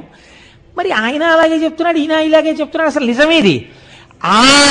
పెద్ద తలకాయ ఒకటి ఉంది, 4 తలకాయలైన ఆయన వెళ్ళి అడుగుదాం. ఆయన చెప్పేస్తాడు, 4 ముఖాలతో వేదం చెప్తుంటాడు కదా అని ఆయన దగ్గరికి వెళ్ళారు. ఇది షష్ఠీ తత్పురుషమా బహువ్రీహియా, ఏది నిజమని అడిగారు. ఆయన అన్నాడు, ఓరి మీ అసాధ్యం కూలా, కాశీ వెళ్లి గంగ పట్టుకుని రామేశ్వరం వెళ్లి శివలింగం మీద పోసినా మీకు తత్వం అర్థం కాలేదురా. రాముడు శివుడైనాడు, శివుడు రాముడైనాడు, అది షష్ఠీ తత్పురుషం కాదు, బహువ్రీహి కాదు, అది కర్మధారయ సమాసం. రాముడే శివుడైనాడు, శివుడే రాముడైనాడు. ఆయన హృదయం ఈయనకి తెలుసు, ఈయన హృదయం ఆయనకి తెలుసు. లోకానికి మర్యాద నేర్పడానికి ఈయన శివ పూజ చేస్తాడు, ఆయన విష్ణువుని పూజిస్తాడు. కాబట్టి వాళ్ళిద్దరూ ఒకరికొకరు పూజ చేసుకున్నట్టుంటారు. 2 రూపాలతో ఉన్నవాడు ఒక్కడేరా, ఇదే జ్ఞానగంగాభిషేకం అంటే. ఇది చేసిన వాడెవడో వాడికి రామేశ్వరం ఒక్కసారిడితే కాశీ గంగతో అభిషేకం చేయడం వల్ల ఉన్నది ఒక్కటే పదార్థమన్న ఎరుక లోపల బాగా నిలబడాలి. ఇది నిలబడడం రామేశ్వర దర్శనము. అది చేసినవాడు సముద్రమును దాటుతున్నాడు, సంసార సముద్రాన్ని దాటి ఈశ్వరుణ్ణి పొందేస్తున్నాడు. ఏ ఒక్కడున్నాడో ఆ ఒక్కడి కన్నా వీడు రెండోవాడు ఉండకూడదు, కాబట్టి వీడు కూడా ఒకటిలోకి వెళ్ళిపోతున్నాడు. కాబట్టి అటువంటి స్థితిని పొందడానికి పరమయోగ్యమైనటువంటి క్షేత్రము రామేశ్వర క్షేత్రము. మీరు తప్పకుండా వెళ్ళవలసిన క్షేత్రం అండి. వెళ్ళని వాళ్ళు ఎవరైనా ఉంటే నేను మీకు ఒక్క విషయం చెప్తాను, బాగా గుర్తెట్టుకోండి. రామేశ్వరం ఇంకా రాలేదంటే పడుకోకండి, రైల్లో తెల్లవారుజామున 4:30 అయ్యేటప్పటికీ లేచి కూర్చోండి. మీరు ఎన్నడూ చూడనటువంటి అత్యద్భుతమైన సన్నివేశం ఒకటి కనపడుతుంది రామేశ్వరం వెడుతున్నప్పుడు. మీకు దూరంగా సముద్రం కనపడుతుంది. సముద్రం కనపడుతున్నప్పుడు బీచ్లో ట్రైన్ వెళ్ళదుగా ఎప్పుడు. కాబట్టి అంత సముద్రం కనపడుతుంటే రైల్లో దూరంగా చూస్తుంటే అబ్బా ఎంత సముద్రమో అని కిటికీలోంచి చూస్తే అటు సముద్రం ఇటు సముద్రం. ఈ రైలు ఏం చేస్తుందో తెలుసా అండి, ఒక్క 20 నిమిషాలకి సముద్రపు టొడ్డుకే వెళ్ళిపోతుంది. అయ్య బాబోయ్, బీచ్లో రైలు ఎడుతోందని మీరు ఆ ఉద్విగ్నతతో చూస్తుంటారు. రైలు దేని మీద ఎడుతోందో అని మీకు కనపడదుగా, పట్టాలు కనపడవు. అది సముద్రం మీద ఉన్న బ్రిడ్జ్ ఎక్కేస్తుంది. మీరు సముద్రంలోకి రైలు వెళ్ళిపోతున్నట్టు ఉంటుంది. ఎందుకని కిందది కనపడదు, కింద ఉన్న బ్రిడ్జ్ కనపడదు కదా. మీరు కిటికీలోంచి చూస్తుంటే బీచ్ నుంచి సముద్రంలోకి రైలు వెళ్ళిపోతున్నట్టు ఉంటుంది. అది విమానం అయితే పర్వాలేదు, పైనుంచి వెళ్తుంటే కింద సముద్రం ఉందనుకుంటారు. రైలుకి వచ్చిన గొడవ ఏమిటో తెలుసా అండి, అలా బ్రిడ్జ్ ఎక్కేస్తుంటే కొద్ది కింద అంత సముద్రం నుంచి వెళ్ళిపోతుంటే ఆనాడు స్వామి హనుమ వెడుతుంటే చూసిన సముద్రాన్ని నేను చూస్తున్నాను. అయ్య బాబోయ్, ఈ సముద్రం మీదే కదా పుష్పక విమానం వెళ్ళింది, ఇదే కదా రాముడు వానరులతో వెళ్ళాడు అని మీరు తలుచుకుని అలా చూస్తుంటే చిన్ని చిన్ని స్టేషన్ల మించి ఎక్కడ చూసినా పుచ్చపాదులే, పెద్ద పెద్ద పుచ్చకాయలు, చిన్ని స్టేషన్లు దాటి వెళ్ళిపోయి ఆఖరికి రామేశ్వరం అన్న చోట రైలు ఆగుతుంది. నిజంగానండి మీరు అనుభవించవలసిన సన్నివేశం. రామేశ్వరం వెడుతున్నప్పుడే మీకు తెలియకుండా మీరు భవసాగరాన్ని దాటుతారేమో అనిపిస్తుంది నాకు. అంత గొప్ప అనుభూతి. వెళ్ళని వాళ్ళు ఉంటే ఒక్కసారి కాశీ వెళ్ళి గంగ పట్టుకుని రామేశ్వరం వెళ్ళే ప్రయత్నం చెయ్యండి. ఈశ్వరుడికి చెప్పండి, ఈశ్వరా నన్ను తీసుకెళ్ళని అడగండి. నిజాయితీతో ఈశ్వరుణ్ణి అడిగితే ఈశ్వరుడు తీసుకెడతాడు. కానీ ఒకచో నేను చదివాను, దాని ప్రామాణికత ఎంత అన్నది పక్కనుంచండి. కాశీ వెడతానని సంకల్పం చేసి వెళ్ళలేకపోతే ఆర్తి పొందితే కాశీ వెళ్ళిన పుణ్యం ఇస్తారట. రామేశ్వరం వెడతానని సంకల్పం చేసి వెళ్ళకపోతే మహాపాపాన్ని ఖాతాలో వేస్తారట. కాబట్టి రామేశ్వరం వెడదామనుకుంటున్నానండి అనకూడదు. ఈశ్వరుడు నన్ను రామేశ్వరం తీసుకెళ్లాలని ప్రార్థిస్తున్నానండి అనాలి. ఆయన మీద పెట్టేయాలి. పెట్టేస్తే ఇప్పుడు ఆయన తీసుకెడతాడు, మీకు గొడవ ఉండదు. కాబట్టి కాశీ విషయంలో అలా అనండి, రామేశ్వరం విషయంలో ఇలా అనండి. ఎందుకైనా మంచిదని స్థానిక భద్రతా సూచనగా 3వ నెంబర్ ప్రమాద పతాకాన్ని ఎగరేశాం. ఏమండి, అందుచేత ఈశ్వరానుగ్రహము చేత ఆ ఈశ్వరుడే మనని కాశీ రామేశ్వరముల దర్శనము చేయించి మనకి అటువంటి అనుభూతిని, అటువంటి జ్ఞానాన్ని, అటువంటి భక్తిని, అటువంటి భవసాగర తరణము చేయగలిగినటువంటి అదృష్టాన్ని ఈశ్వరుడు యొక్క నిర్హేతుక కృపా కటాక్షముగా మన యందు ప్రకాశించుగాక.